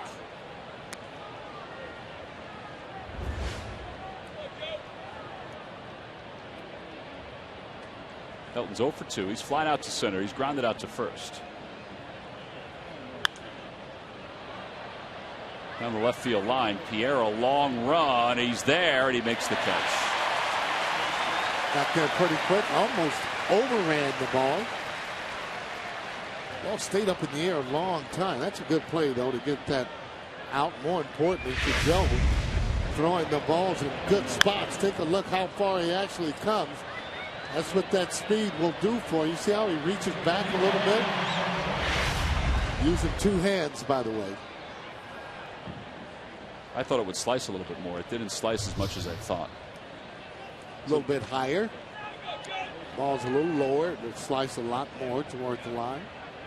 Distribution of outs for Blanton. Here's the first pitch to Pacheco, and it's taken low. 1-0. 5-5 game.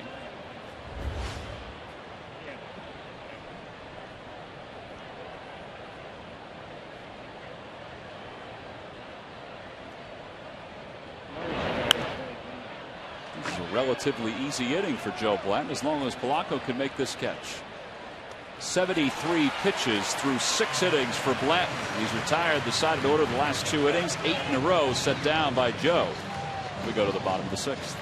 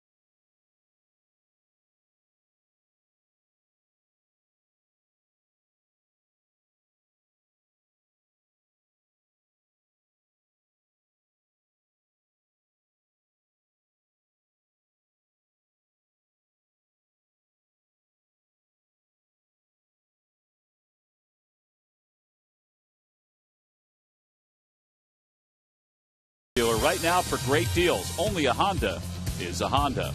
By Xfinity, the official HD triple play provider of your Phillies. And by Thomas Jefferson University Hospital. Call 1-800-JEFF now for an appointment. Phillies and Rockies tied at 5. We move to the bottom of the 6th inning. It'll be Polanco, Mayberry, and Martinez. Sarge, I want to revisit what you were talking about with Shane last inning when we talked about the leg kick. Up, down. Okay, down, that's where he has a better swing. That swing is a little bit long there. Once he gets that foot down, now his hands got to really stay back. When you're loading, you got to come up in a loading position. Your foot is down, and when you're hitting in a V position just like this. There are times when he swings, he's not getting his foot down, and he's swinging at the same time.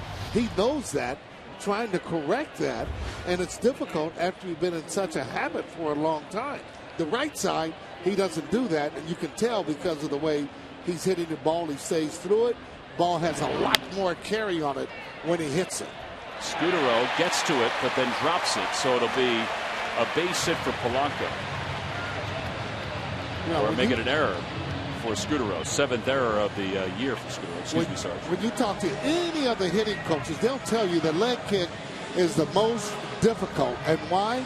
Because it'll keep you off balance.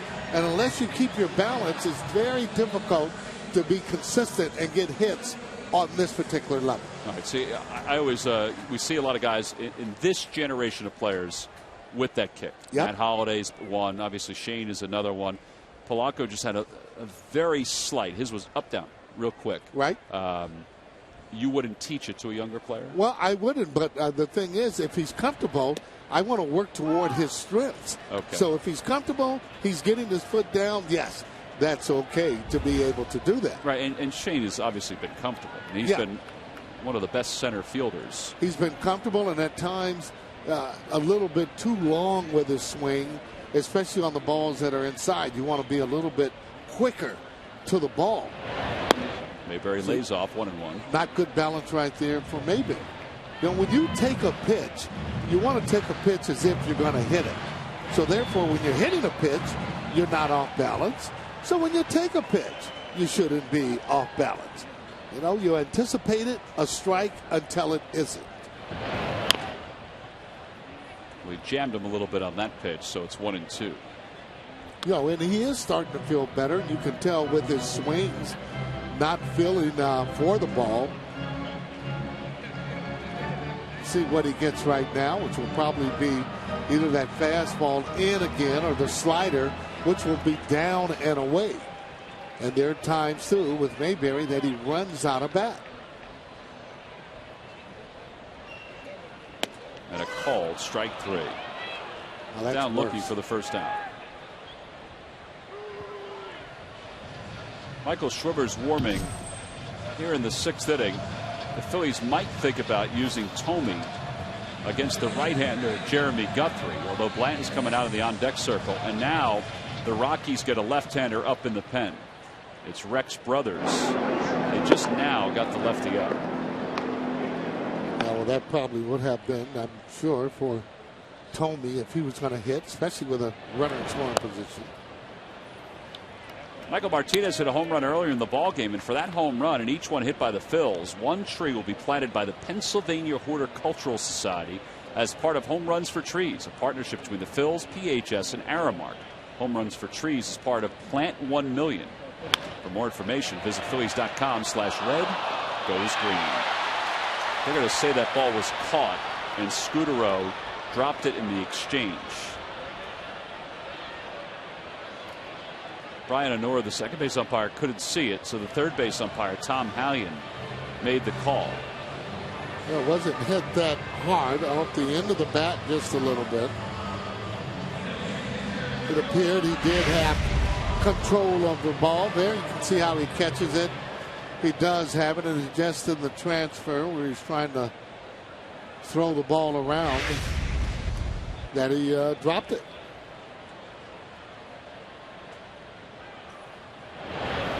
There's a little different rule in the outfield on a fly ball.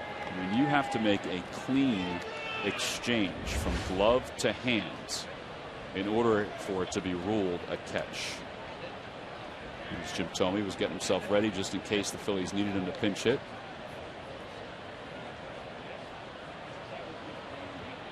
Oh, and 1 the count to Blanton.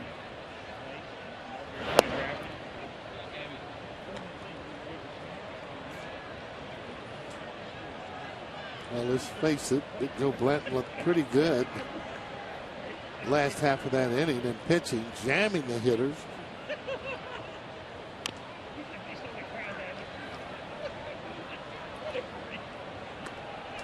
Well, those are the decisions for the managers that become a little tough. Whether or not you should take them out now after 6 innings, strong innings, let him leave on a good note. If you take a look at Charlie there.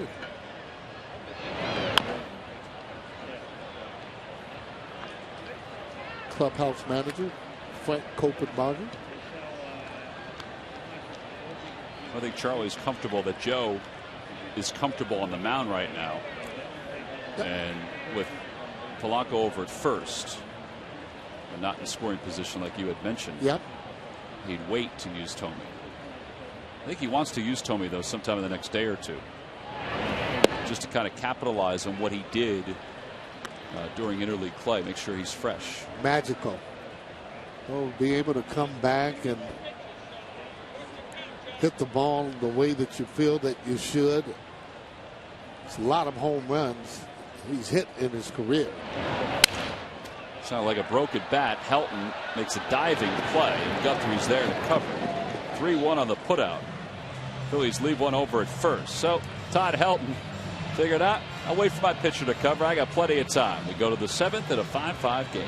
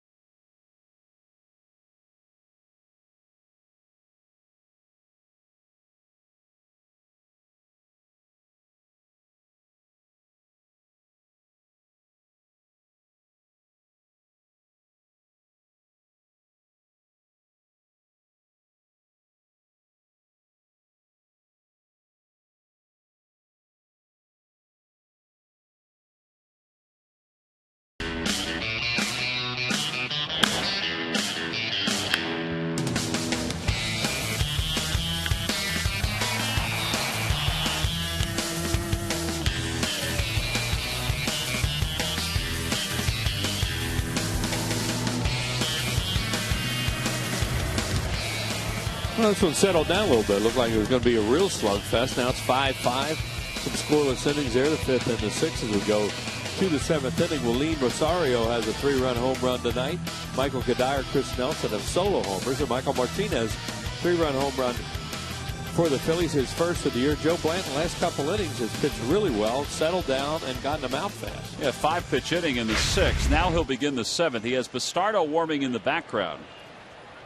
And he'll face the bottom third, Nelson, Rosario, and the pitcher spot. The reason Bastardo's up is because of Jason Giambi. The same reason why Brothers was up for Jim Thome. In case Charlie Manuel wanted to pinch hit, Brothers would come in to face Thome. And I guess if Giambi pinch hits here, Charlie Manuel will have a decision to make whether he goes to get Bastardo. First Nelson, though, who homered his last time up. He's 2 for 2.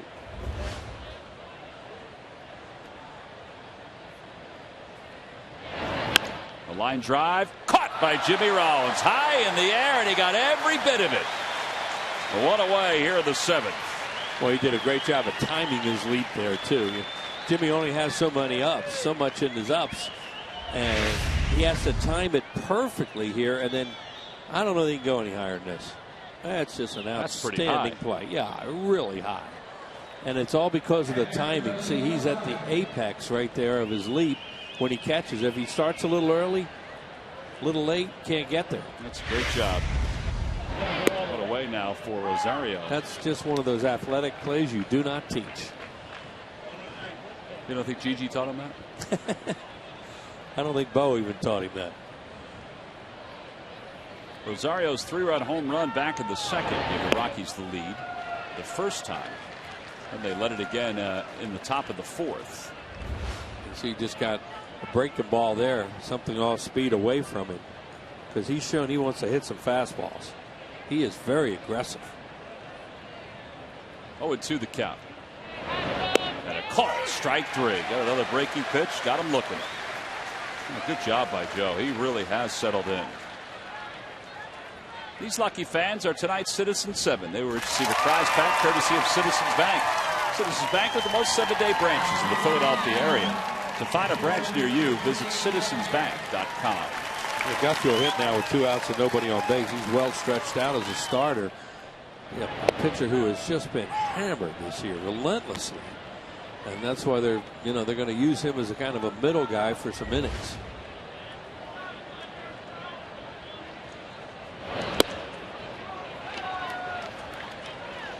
Well, this is one of those pitchers. Joe Blanton knows what it's like to hit when you're a pitcher. He's so far off the plate he can't reach anything away. Look where Carlos just set up. Just get it out there, and he just can't reach it. Yeah, that one came back just a little bit. They made a mistake there.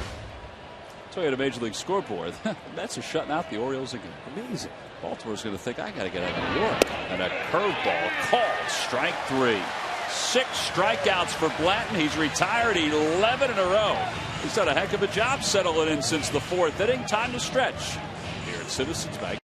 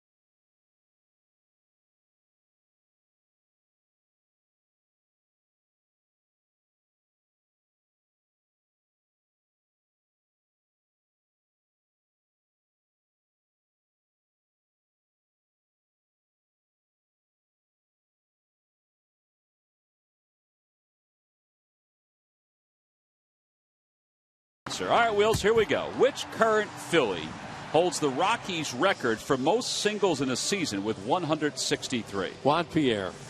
You're not even going to let a little drama build at all? That was too hot for drama? Is that what it is? He gave the fans a layup tonight. Well, I think the fans probably do pretty well with these. I hope so. Yeah. Log back on to Phillies.com to find out if you're the winner of a Phillies prize pack. Thanks for playing Dodge. Stump the fans. I know. I'm happy to hit about 250. 1 out of 4. Juan Pierre started his career with the Marlins, then ventured over to Colorado. Right? That's how it went. Yeah. Isn't it? Or was the other way around? Wait a minute. It was the other way around. It was the other way around. Yeah. And then to the Dodgers. And then the White Sox. Right. Here's Rollins to lead it off against Guthrie. It was a pretty good breaking pitch.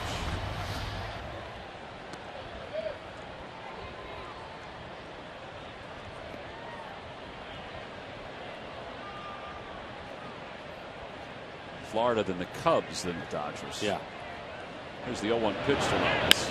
That one's lined toward right. Kadire started in and still was able to recover.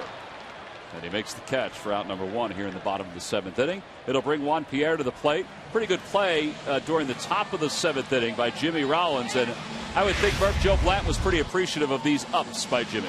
Oh, there's no doubt about it. As we're watching the catch one more time, when the guys got back into the dugout, Joe waited for him. He said, "That's what I'm talking about." He said, "You got up, then you hung there, and then you got up a little bit more." He said, "You know what I'm talking about. That was a great catch." Good conversation between those guys. It was a great catch. Pierre takes a pitch low. It's 1 ball and no strikes.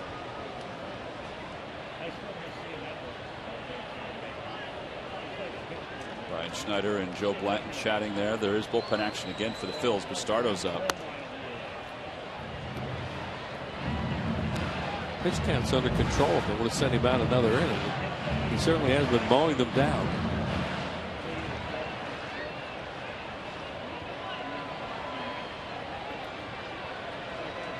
Pitch count right now, Wheels 83. Yeah, that's very manageable. 7 innings. These last 3 innings that he's really been able to settle it down. Yeah, and they've been swinging earlier on. They've been getting a lot of early outs. 2-1 the count to Pierre, who's 1 for 3. Tripled in the first. Flied to right, grounded out to second. Over to second base. To his left is Nelson.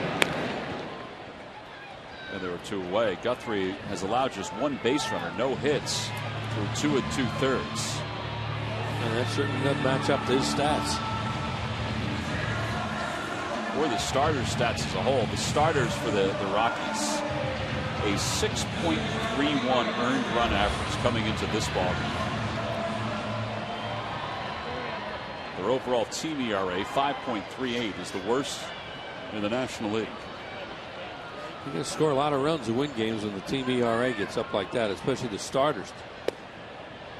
Not the team ERA, but as you said, the starters.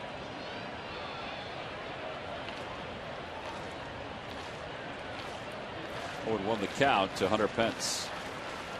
0 for 3 RBI. Ground ball foul, 0-2.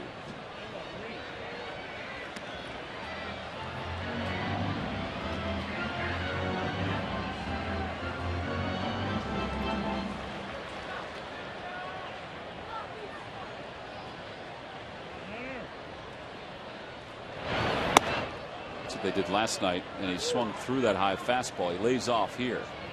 And it's 1 ball and 2 strikes.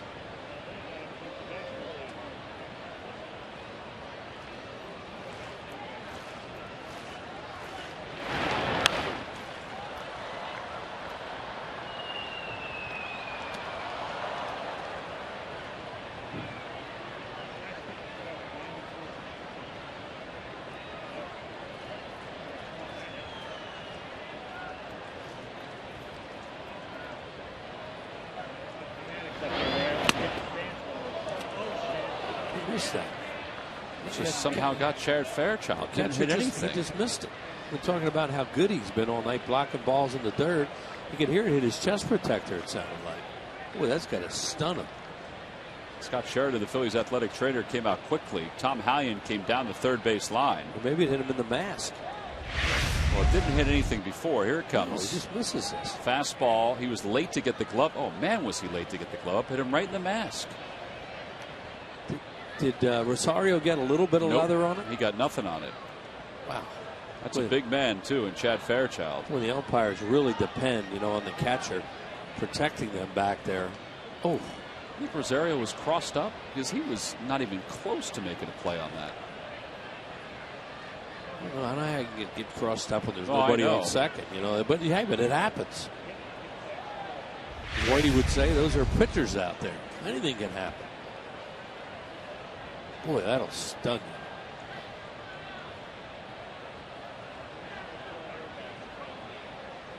Umpires wear the same mask that catchers do. A lot of umpires, not a lot, but there are a handful of umpires that wear the hockey style masks. Now, Tom Hallion just asked if Chad Fairchild wants to switch up, which would mean I don't know which one would come back behind home plate. I guess it would be Brian Honora because Alfonso Marquez will be the home plate umpire tomorrow. In today's Astros game, Chris Snyder, the catcher for Houston, got hit with a foul ball and it broke his mask. And I think they're looking at his mask right now to see if he needs to replace it. Yeah, and he's looking at his jaw right now because that was like an uppercut he took. He just said, "I'm good." And he was probably seeing stars there for a couple minutes. Hot night, working back there behind home plate, and the guy misses one, hits you right in the chops. Tom Hallion looks like he's a little upset with Rosario, saying, "What happened?" I don't think I've ever seen that, Wills. Rosario, every once in a while you'll see a catcher miss a pitch, and the umpire, you got to catch that ball. Wow. Yeah, got to catch that ball. Wow. And it's not like Rosario tried to miss it, but man. He just said he was sorry. Jeremy Guthrie just said he was sorry. I think he called a different pitch, and Guthrie threw a fastball. He could have crossed him up, yeah. I don't think I've ever seen this before, Wills, where an umpire essentially is scolding the catcher for not making the play. Seriously. No, they'll discuss it, Or Jim Tracy's coming out right now just to check it out. He wants to find out what's going on right now. What he's saying to my player right now.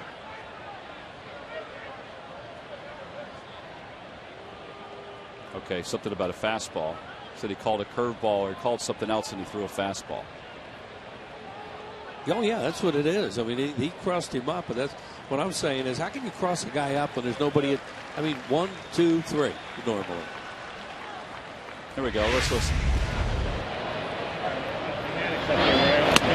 Oh, man.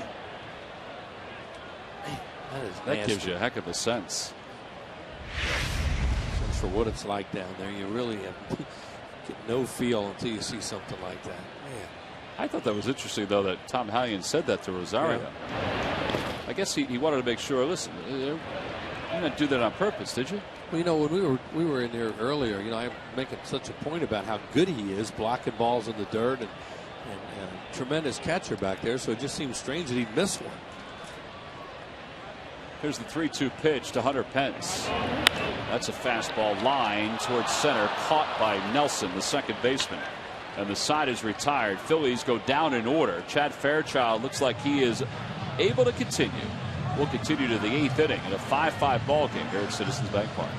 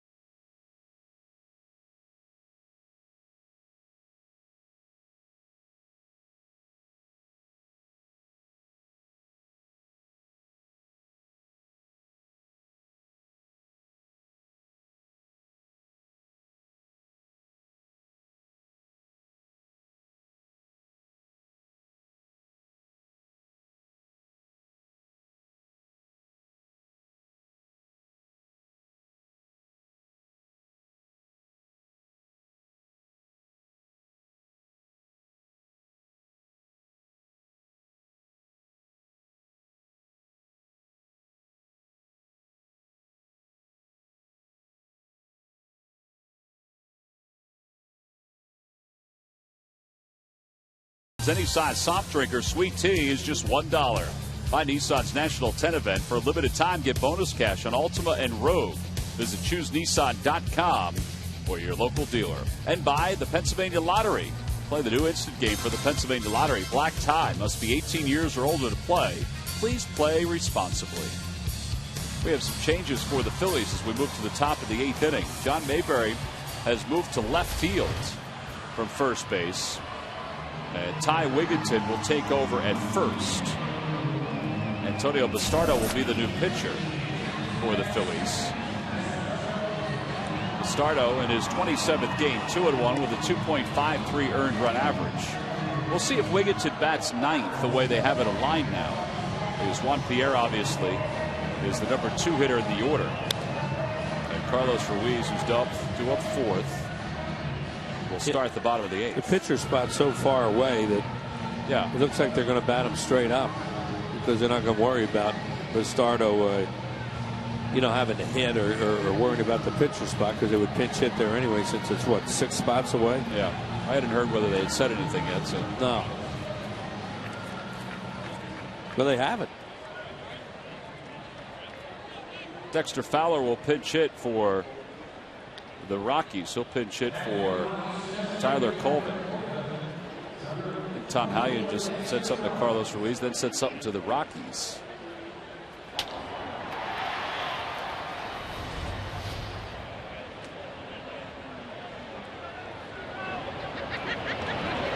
Fowler takes a strike. It's 0-1.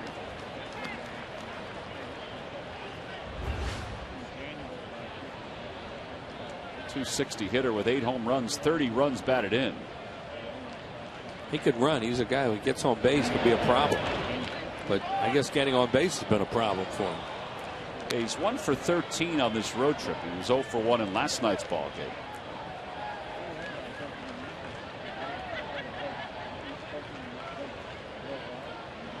Wanted 1 the count to him. And it's 2-1.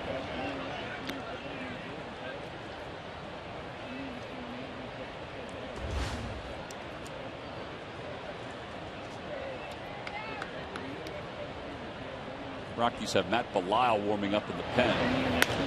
That one's on the hands, a foul ball. 2-2 the count. Yeah, the job Guthrie did, they got them to the point where they can use their guys that are normal late inning guys like Guthrie and Betancourt. I mean, Belisle and Betancourt.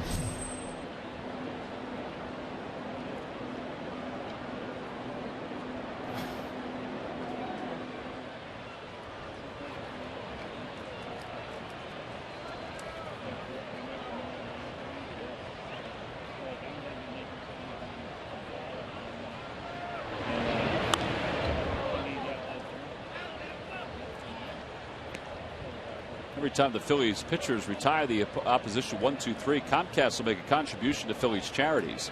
Phillies baseball is brought to you by Xfinity, your home for the most live sports, giving you all your favorite sports all year long. 2-2 the count to Fowler to lead off the 8th. Awkward swings on the last 3 pitches from Bastardo. Really late.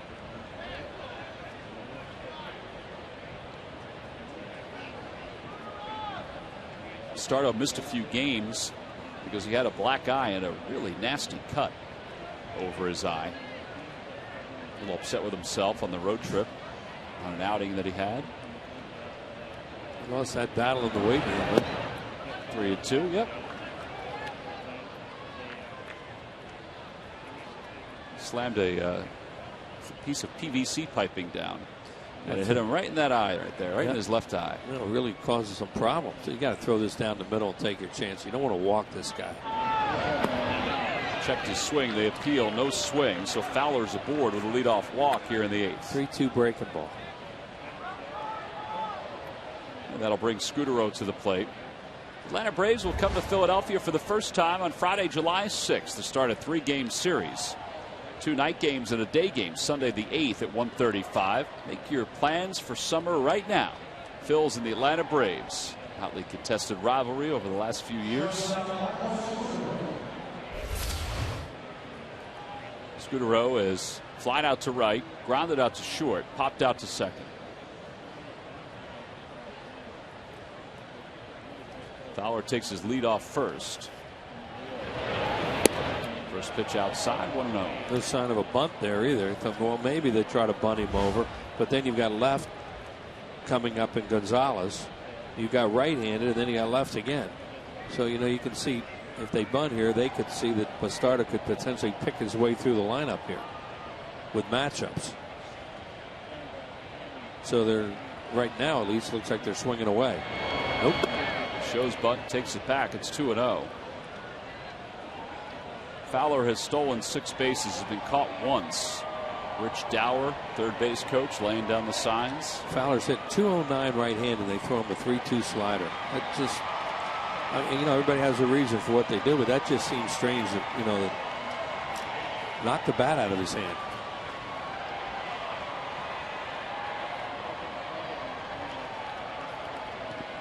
Now he just needs to throw a strike to Scudero.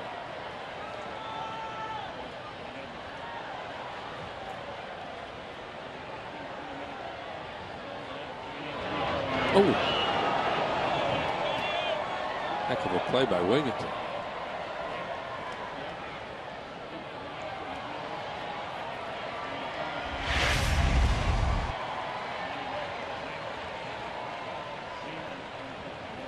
Wasn't really committed to making that throw over there, and you see what he did when he let up on it, almost threw it away.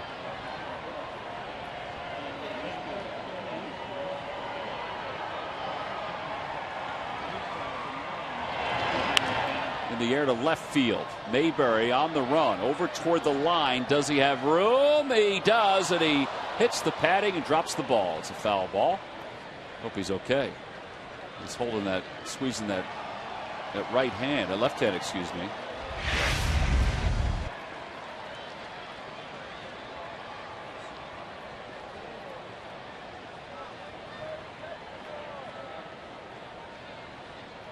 Yeah, just hit the top of the padding. Yeah. It's a tough one to judge in that area.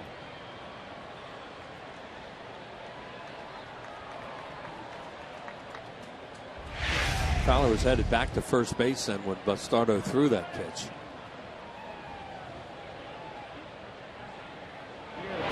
Scudero bunts in the air. Carlos didn't see it right away. Not that it mattered because he hit off the net. And it's 2-2. And once again, he was headed back to first, so not comfortable trying to steal. At least, but they had a bunt play on anyway.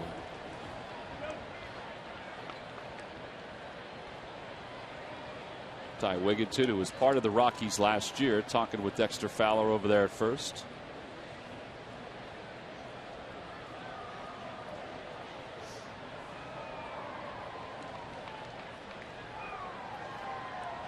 Two and two the count. That ball is jerked foul deep down the left field line.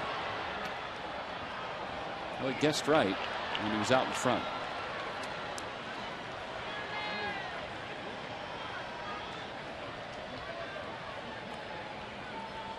Well, Fowler's not comfortable as far as stealing a bag right now. At least he isn't to this point, because that time again he was headed back to first base when the pitch was thrown. There, see how many double play balls he's thrown in 14 opportunities. 2.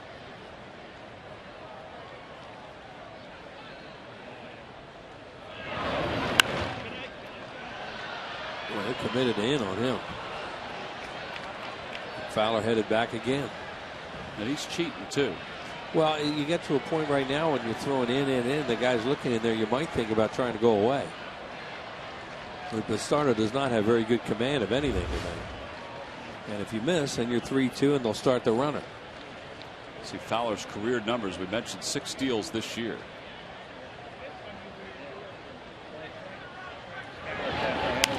To right field, off the end of the bat. Pence will give it a peek, but it slices out of play. He tried a slider there. Look, maybe to try to backdoor him after all that stuff inside. 7 pitch at bat.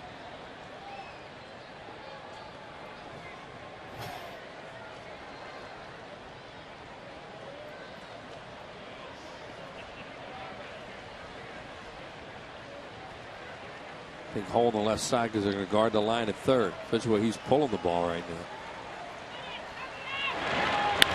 Hold it again. Caught by Polanco. Hurries the throw. Not in time. So 1 out and a runner at first. I'm not saying he wouldn't have caught that, but it's a good thing he was guarding the line. See where Polanco is. That thing is hooking. He may have caught it if he were in normal position, but it was a lot easier where he was. So another left-hander now with Carlos Gonzalez, who's 1 for 3 tonight. Gonzalez singled his first time up.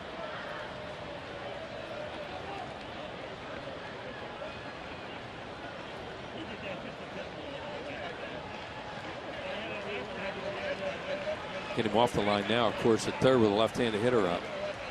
Phillies set up for 2 up the middle. A check swing, a pitch inside, 1-0.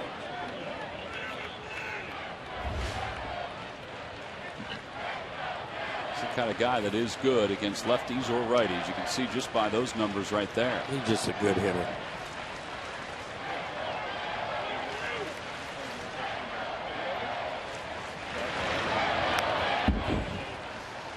Ball, 1 strike to count. Todd Helton on the other hand, 194 off left-handers this year, and he used to be another guy that splits really didn't matter that much when he was in his prime. Phillies have Chad Qualls throwing in the pen. If you have Kadire, then Helton after that. Line drive, base hit to right field. Fowler will go to third. Pence cuts it off, and it'll be first and third with 1 out. Now I guess you have to bring Qualls in because the right-hander Kadire is up. They'll make a decision. Nope, Rich Doobie's going to come out and just talk to Bastardo. I mean, you do have the lefty Helton who's up after Kadire.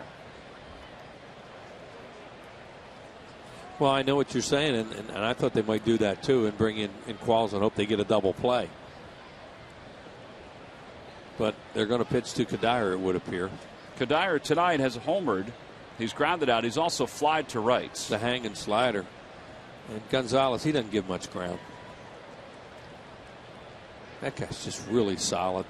It's hard to believe Oakland moved him.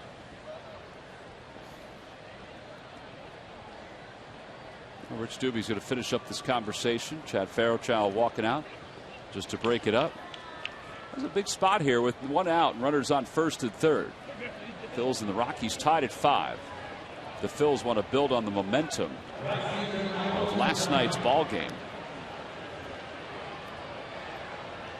And these last couple of innings are going to be big. Well, right now, Bastardo really does not have command of any pitch. And he really needs to make a pitch now to hopefully get to Helton with 2 outs and the runners still where they are.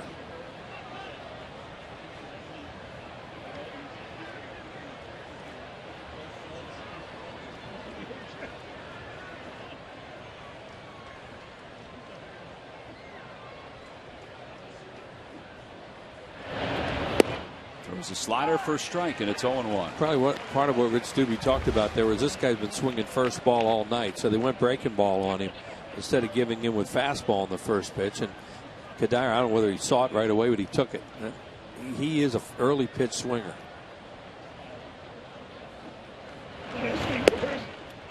That's not a bad spot with a fastball. It just missed 1-1. Juan Samuel, Charlie Manuel chatting in the dugout.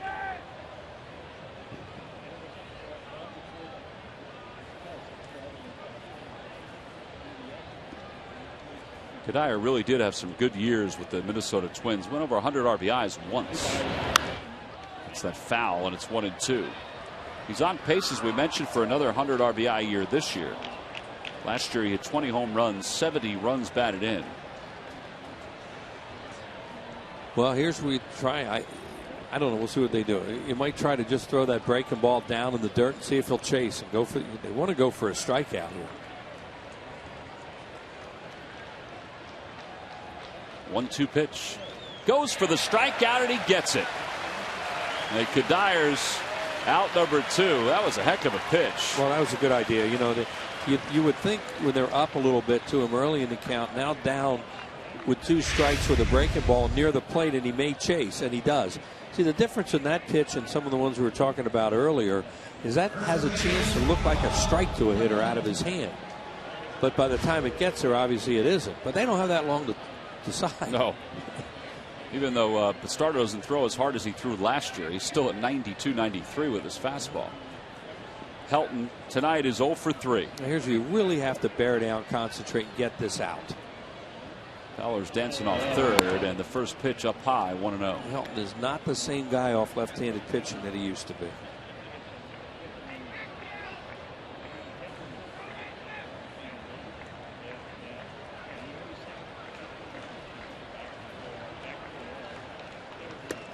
Back-to-back fastballs, and it's 2-0. Yeah, this will be his last. Well, you would think so. Because you talk about bringing Qualls into the right-hander, but they do have a potent left-handed hitter on the bench if they wanted to hit for Pacheco. That's Giambi.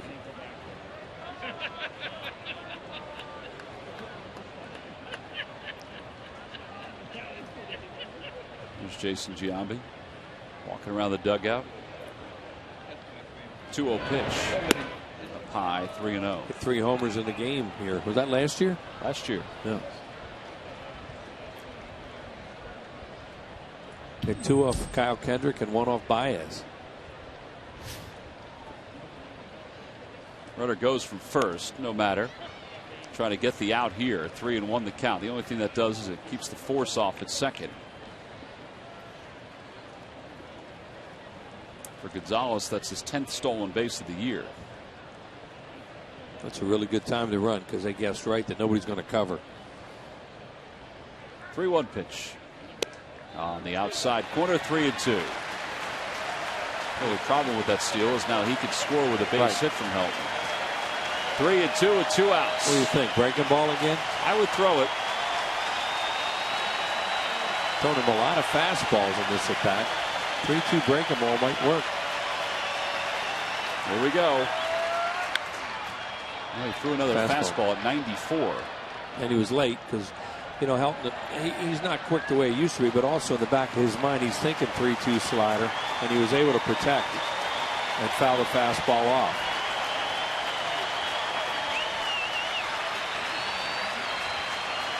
Tied at 5-2 at scoring position. And the payoff pitch. Another fastball away again. Yeah, he just keeps coming with fastballs at him. And Helton just protecting.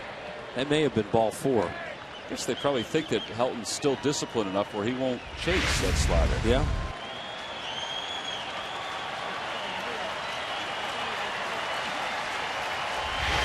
That would have been ball 4.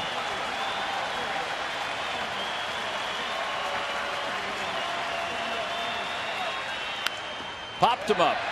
93 on the gun. Placido Polanco down the line near foul territory, puts it away, and Bastardo works in and out of a jam here at the top of the 8th inning. He needed 31 pitches, but he got out of it. We go to the bottom of the 8th, all tied up at 5.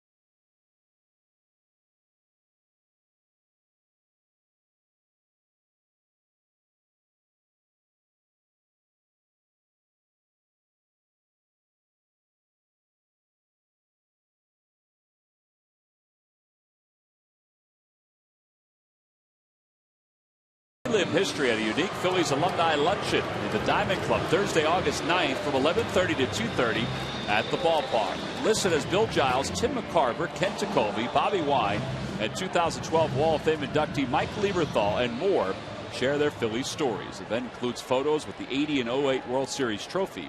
For more information, go to Phillies.com/alumni for information. Speaking of alumni, I think Real Cormier, Phillies alumni, will be inducted into the Canadian Hall of Fame, Sports Hall of Fame, as Dexter Fowler takes over in center field for the Rockies. Matt Belisle's on the mound. Carlos Ruiz bunts and it hit him in the box. A foul ball. I really don't think that they want Carlos Ruiz bunting here. I would agree with you on that.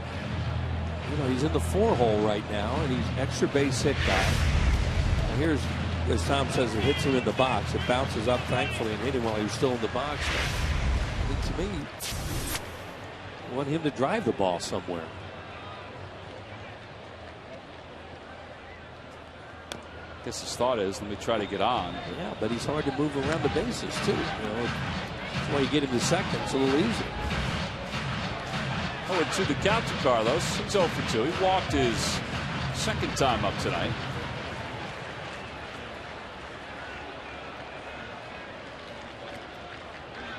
The 0-2 pitch. Fouled it away. Phillies will get Papelbon up now because you go to the 9th inning, they're either going to have the lead or tied. At home, bring the closer in. If he's rested, there he is.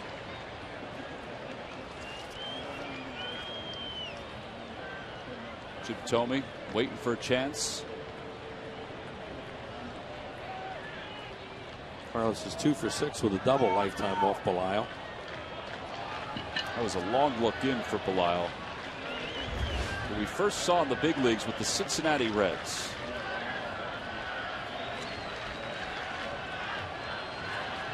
Been in the big leagues since 2003. The 0-2 pitch.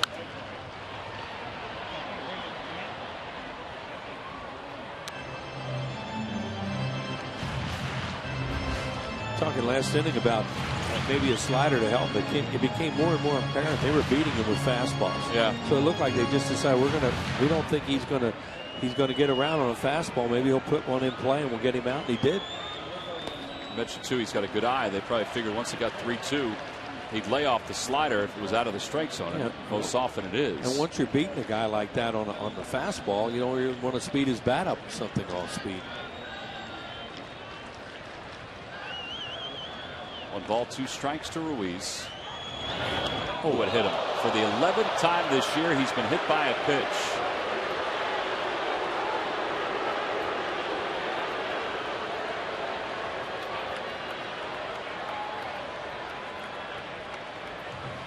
He got a decision here. You know, Carlos, he runs fairly well, but can you bunt him over? Here's the pitch, first of all. Belisle was running this thing in on it. Oh, he hit him right on the elbow. That really had him hurt. I think that's the spot he's been hit most. Yeah, it seems like it. What do? Do you bunt him over here? Then you put it on Polanco and Mayberry, 2 right-handed hitters on Belisle. You try to let Victorino pull the ball through the hole. Jim Thome has been talking to Mayberry for the last few minutes, you know, about, I would assume, Belisle and the kind of pitches he's throwing. Third baseman Pacheco's playing in on the grass. Helton's cheating a little bit too. Victorino shows bunt, takes it low, 1-0. Helton's an excellent thrower at first base. You know, normally you say bunt the ball towards, you know, first base, and because but you want to bunt the ball towards third anyway, get him away, but keep it away from Helton in many ways because he's such a good thrower if you bunt it hard. Outside, 2-0. Good job by Shane not to jump at something how he strikes him.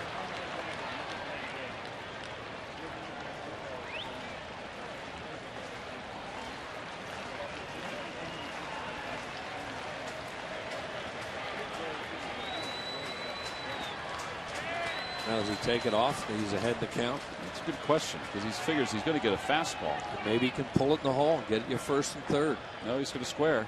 And he bunts it toward first. That should get Ruiz up. It does. Sacrifice is successful. A pretty good technique there by Shane. Yeah, it's a good job by Shane. Normally you want that first baseman to do just what happened there. But Helton scares you a little bit because he throws so well. But Shane did a great job of deadening that. And Charlie Manuel decides to just stay with the bunt there. He got a breaking ball there, and you can see his eyes just follow it down. That actually is an easy pitch to bunt because it's going down anyway. Put the head on it like that, bat out front, it'll stay on the ground. So a runner in scoring position. It's the go-ahead run here in the bottom of the 8th inning. Placido Polanco, the hitter, and they're going to walk him intentionally to face Mayberry.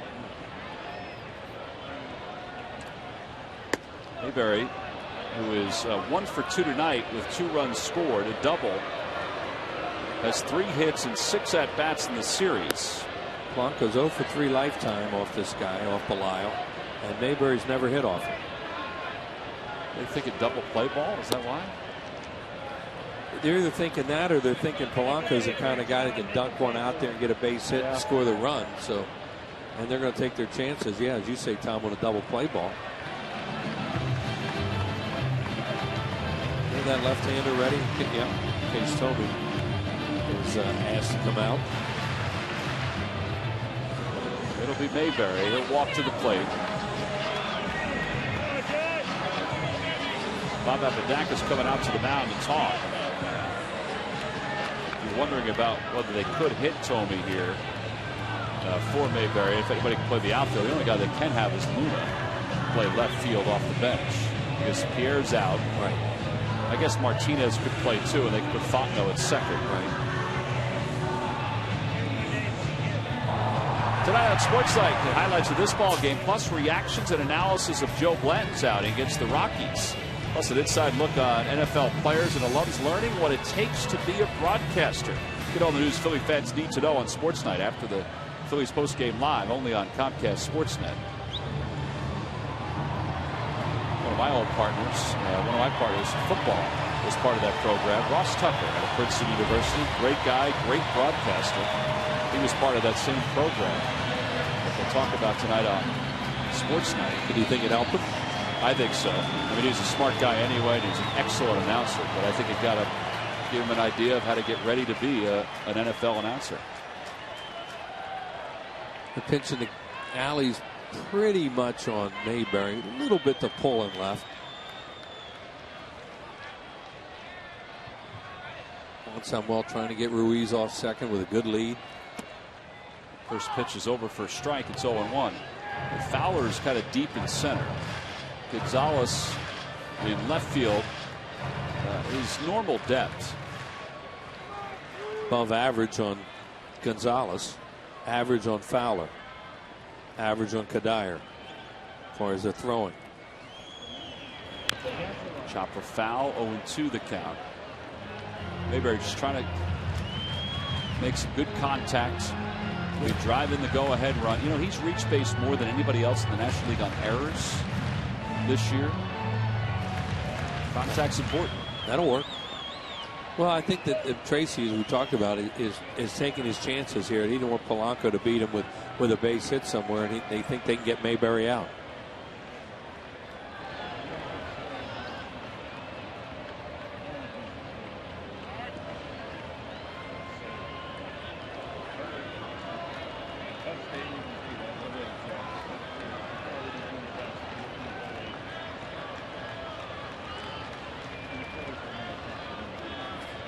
Dirt, 1-2 the count. He's good back there, isn't he? He is good. He moves well.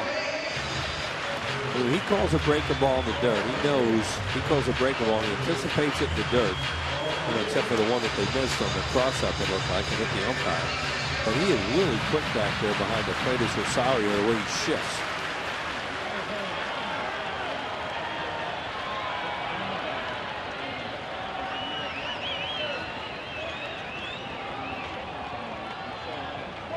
Time is called.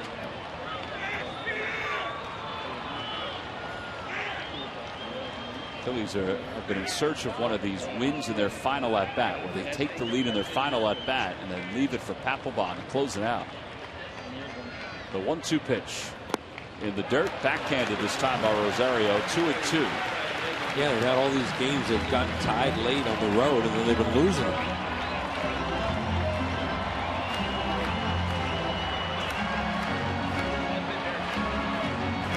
Charlie said today, last night he could feel the energy in the ballpark. And even though it's been a warm day all day, I mean, you can still feel it, that the crowd of 43,000 plus. Hoping that last night was just an indication of things to come. 3-2 the count. He is dancing all over the place behind the plate.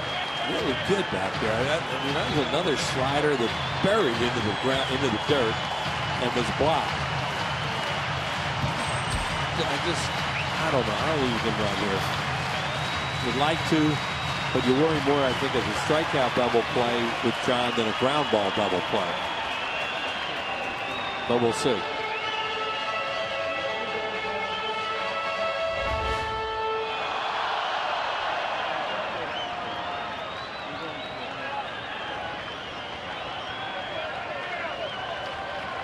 Brothers not being held on. They don't go, and the pitch swung out and missed. So 2 outs. All those fastball right on by him. Yeah, all those breaking balls, and he threw a fastball right down the middle to him. He was late.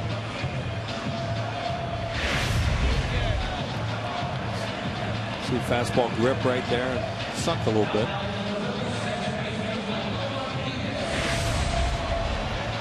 Jim Thome's out on deck. It's a pinch hit for the pitcher's spot. Taking a peek over at Jim Tracy. They do have Brothers, the left-hander, warming up. Well, he got somebody ready for him. Martinez homered his first time up. It was a 3-run shot. Takes outside 1-0. That's why somebody said, well, why don't you hit him right now? Because they're going to bring that left-hander in the pitch to him. Jim Wright, the bullpen coach.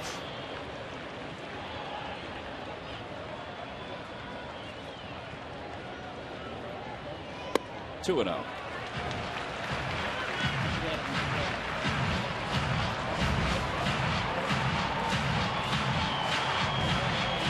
Wow. Well, they could find anything, Elias, right? Last time a batter hitting 8th for both teams hit a 3-run home run. It was back in 2006. Ramon Hernandez, who plays for the Rockies. I think we said that earlier. It seemed kind of unusual. Sal Fasano. Ground ball right side. Gloved by Helton. Flips to Bilal covering. Side is retired. 3-1 on the putout. So the Phillies do threaten to take the lead. They do not score. We've played 8. So now we go to the 9th inning here in Philadelphia. Pacheco due to lead it off.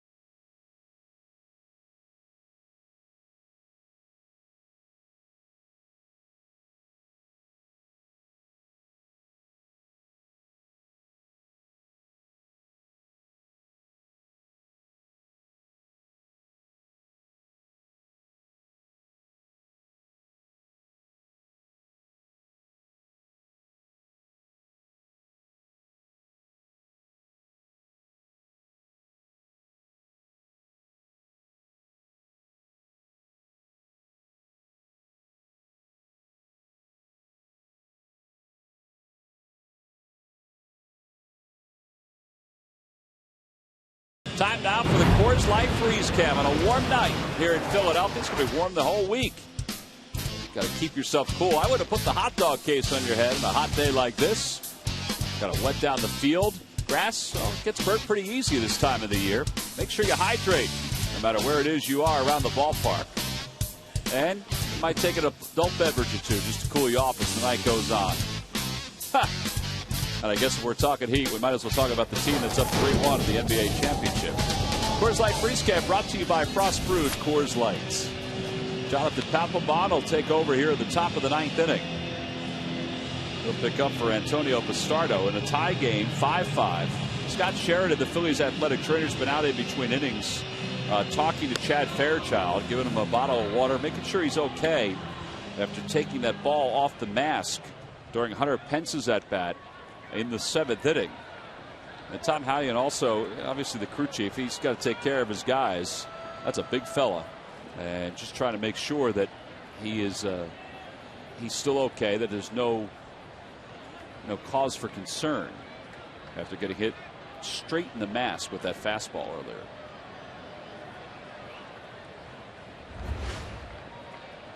Jordan Pacheco lead it off. It's 1 for 3. Rafael Betancourt starting to throw in the pen for the Rockies.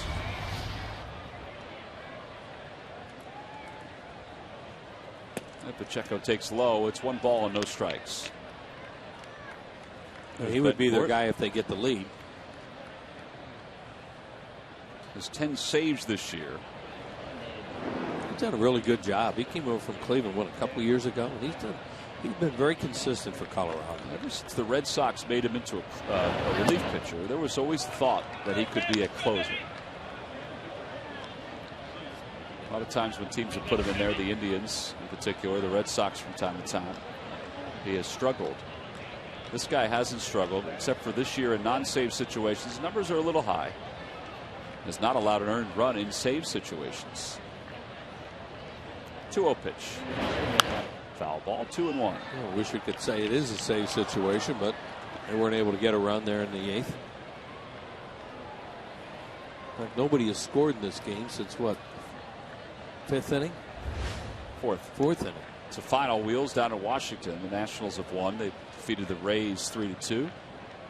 Steven Strasburg, 10 strikeouts in 7 innings of work tonight. Over to third, and Polanco takes it before it gets to the short hop. 1 away. Great point there, and that's why he's so good. Because you'll see some third basemen will panic on that one a little bit. They'll back up. Now they're in deep trouble. But he read that hop perfectly and came. Watch him come and get it. Right here, he comes and gets the hop before it can play him, and now he has all kinds of time to throw the runner out. So he backed up just a little bit, and then he read the hop that he could go get it. That's why he's a Gold Glove third baseman. Yep. Chris Nelson's 2 for 3.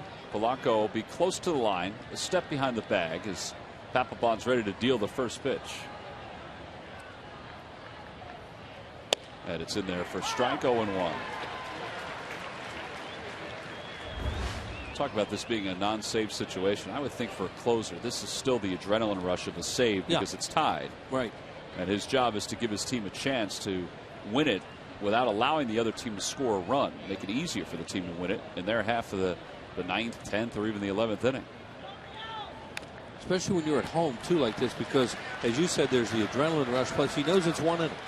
If you're on the road and you're trying to do something like this, you have to back off a little bit because you got to pitch 2 innings. And they know they have to pitch 2 innings. At least.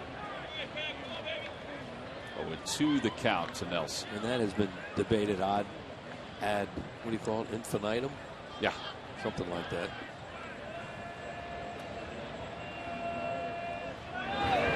Swing and a miss. He got him with 94. 2 outs here in the 9th inning.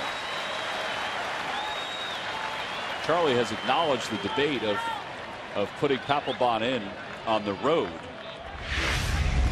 in a tie ball game as he blows it right by Nelson. And he says he understands what people are saying, that he's getting paid a lot of money. He said, but in his mind, in his estimation, the way the game of baseball is now and has been for the last whatever years, he has not, it's not been a practice for him and for a lot of other managers to put a closer in a tie game on the road.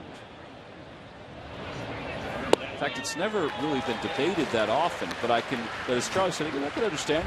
He is our closer. He's getting paid a lot of money. It gets debated a lot here because they've been blowing so many games in extra innings. Yep. And there may be a time, as we said, where he'll, from time to time, throw Papelbon for more than 1 inning, but he said he doesn't want to do it for 2. Line drive, base hit to right. And Rosario on his way to second. And Pence's throw will come in, and he's there with a 2-out double. Well, he can run. Now you're going to get Giambi. Stay with Comcast Sportsnet after the game for a complete recap and highlights. Plus, former pitcher Ricky Vitalico offers his insight and analysis on this ballgame. Watch Phillies postgame live presented by Pure Auto Insurance right here after the ballgame.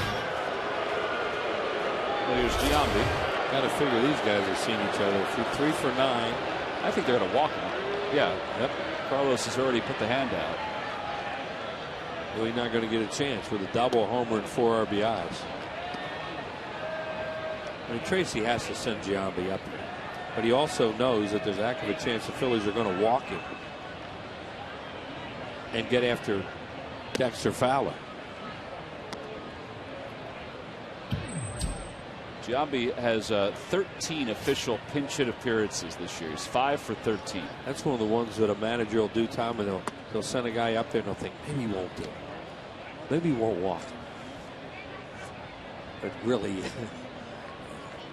that move is right out there to be made right now. Giambi's done a nice job in this pinch hitting role for the Rockies since he signed with them.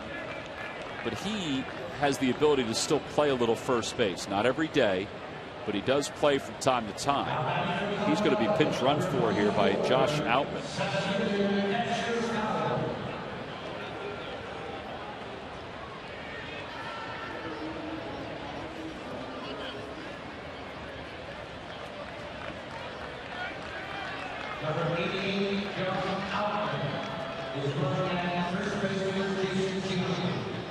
Dexter Fowler walked his first and only time up. That was in the 8th. He's a pinch hitter. Fowler now up left-handed. He's hit 289 left-handed. And he takes a pitch a little outside, I think. And it's 1-0.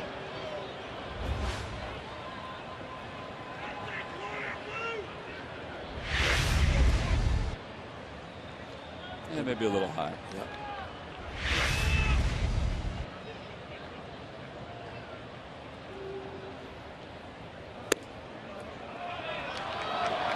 Try to go to the same spot. Maybe nudge it a little bit more. It was outside. Now, I mentioned how well Rosario runs at second base, but he is still a catcher. And they're all cheating in the outfield. Well, the center and left are cheating in. The right, Pence's side, the pull side a little deeper. They've got Ruiz right in the mask. 2-1 the count. All night back there in this heat. Nobody knows what that feels like more than Chad Fairchild, what he was through tonight. That looked like a jaw shot. Scott Sheridan heading out to check him out.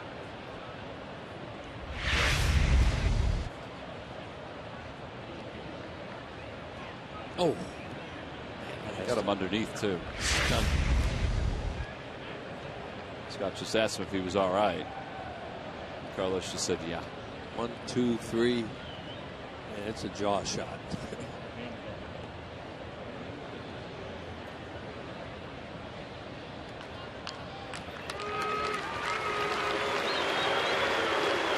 Tough night for both of them back there. Carlos going out to talk to Papelbon. Did he just ask him how many figures he was holding up? He just put 2 up. He said something to him. That's why I was kidding around about count to 10.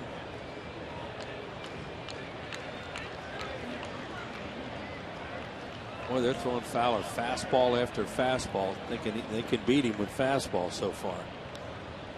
And he's taken 2 and fouled the 1 back. 2-1 the count to Fowler. Pretty good numbers, the runners in scoring position for a guy struggling the way he is.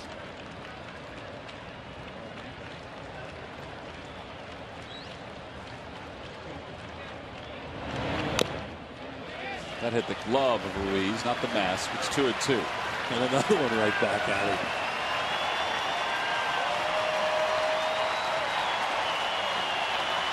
4 straight fastballs. What do you think?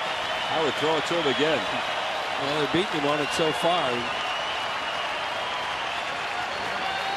There's a good split that he likes to throw to the left-handed hitters. Runners lead off first and second. The 2-2 pitch.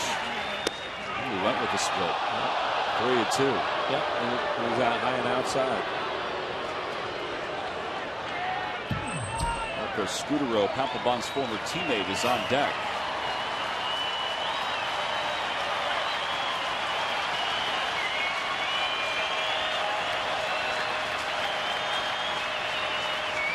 Runners will be going.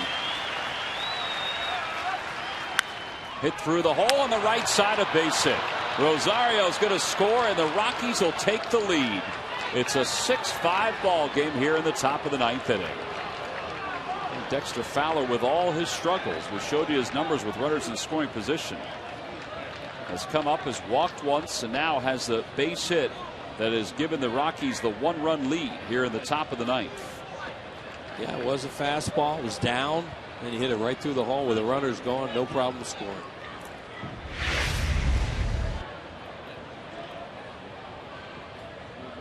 They're playing him up the middle. They really didn't think he'd pull the ball. I didn't think he'd pull the ball. And he did. Well, you know, it was kind of down and in. Yeah. Scudero now the hitter. Runner goes from first. A swing and a miss, and it's 0-1. Threw him a fastball. Scudero tonight is 0 for 4. 1 for 6 in his career against Papelbon. 2 played together with the Red Sox last year.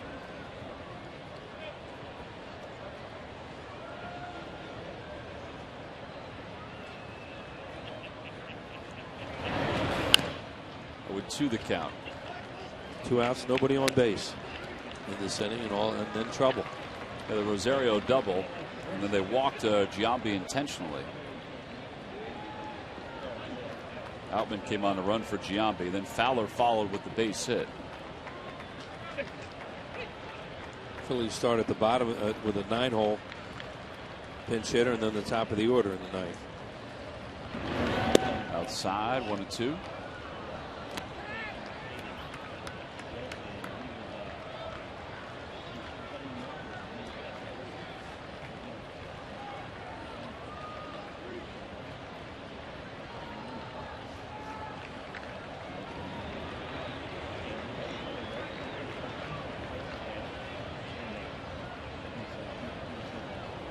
Got him.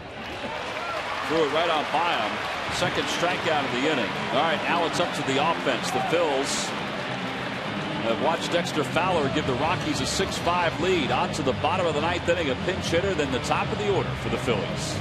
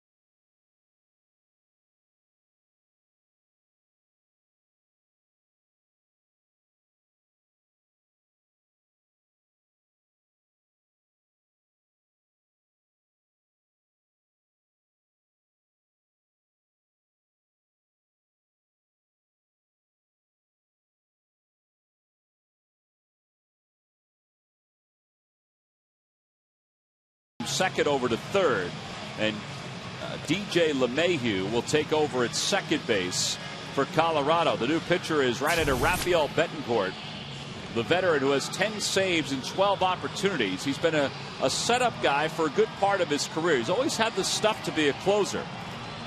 And kind of out of default, he's the closer for the Colorado Rockies. Last year, he saved 8 games, but in the other 60 games, he was really in non-save situations. He's had good numbers for his career. A 3.18 earned run average for his career. That began in Boston and then eventually led to him making it to the big leagues with the Cleveland Indians.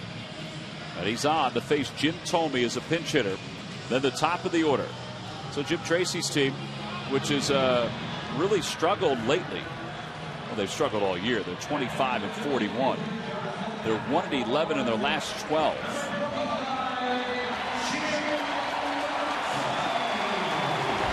Well, it goes right back down to we thought we were in a slugfest tonight. The Phillies haven't scored since the 4th inning. Yeah, we talked about the bullpen. The starters only going 75 pitches for the Rockies. It certainly worked tonight because after Reynolds got the last out in the 4th, Guthrie 3 scoreless out of the pen.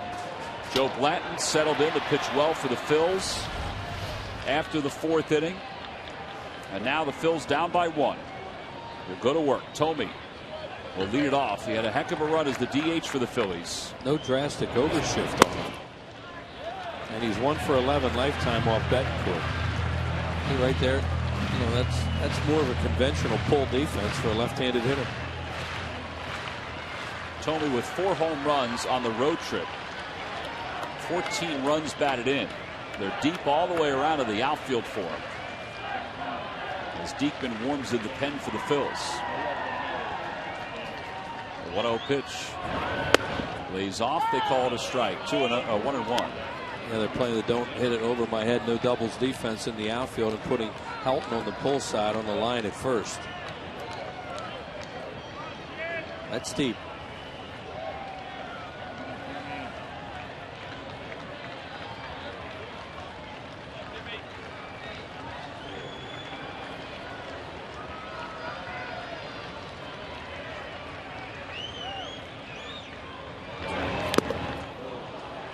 Pretty good pitch to hit there. It's 1-2. This guy's breaking balls are more of a curveball than slider. That's what he likes to throw.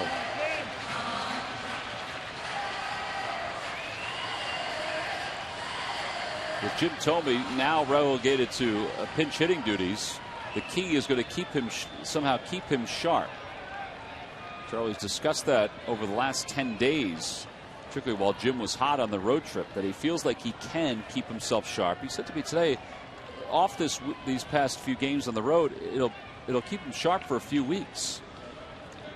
The 1-2 pitch up high, 2-2.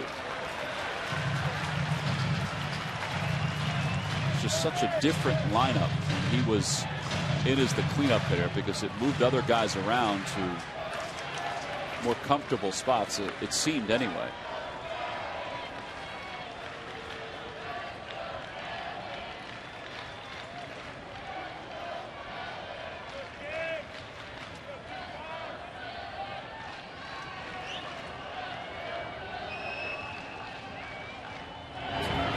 It's that one hard. Helton hugging the line has it. And Betancourt's there to cover.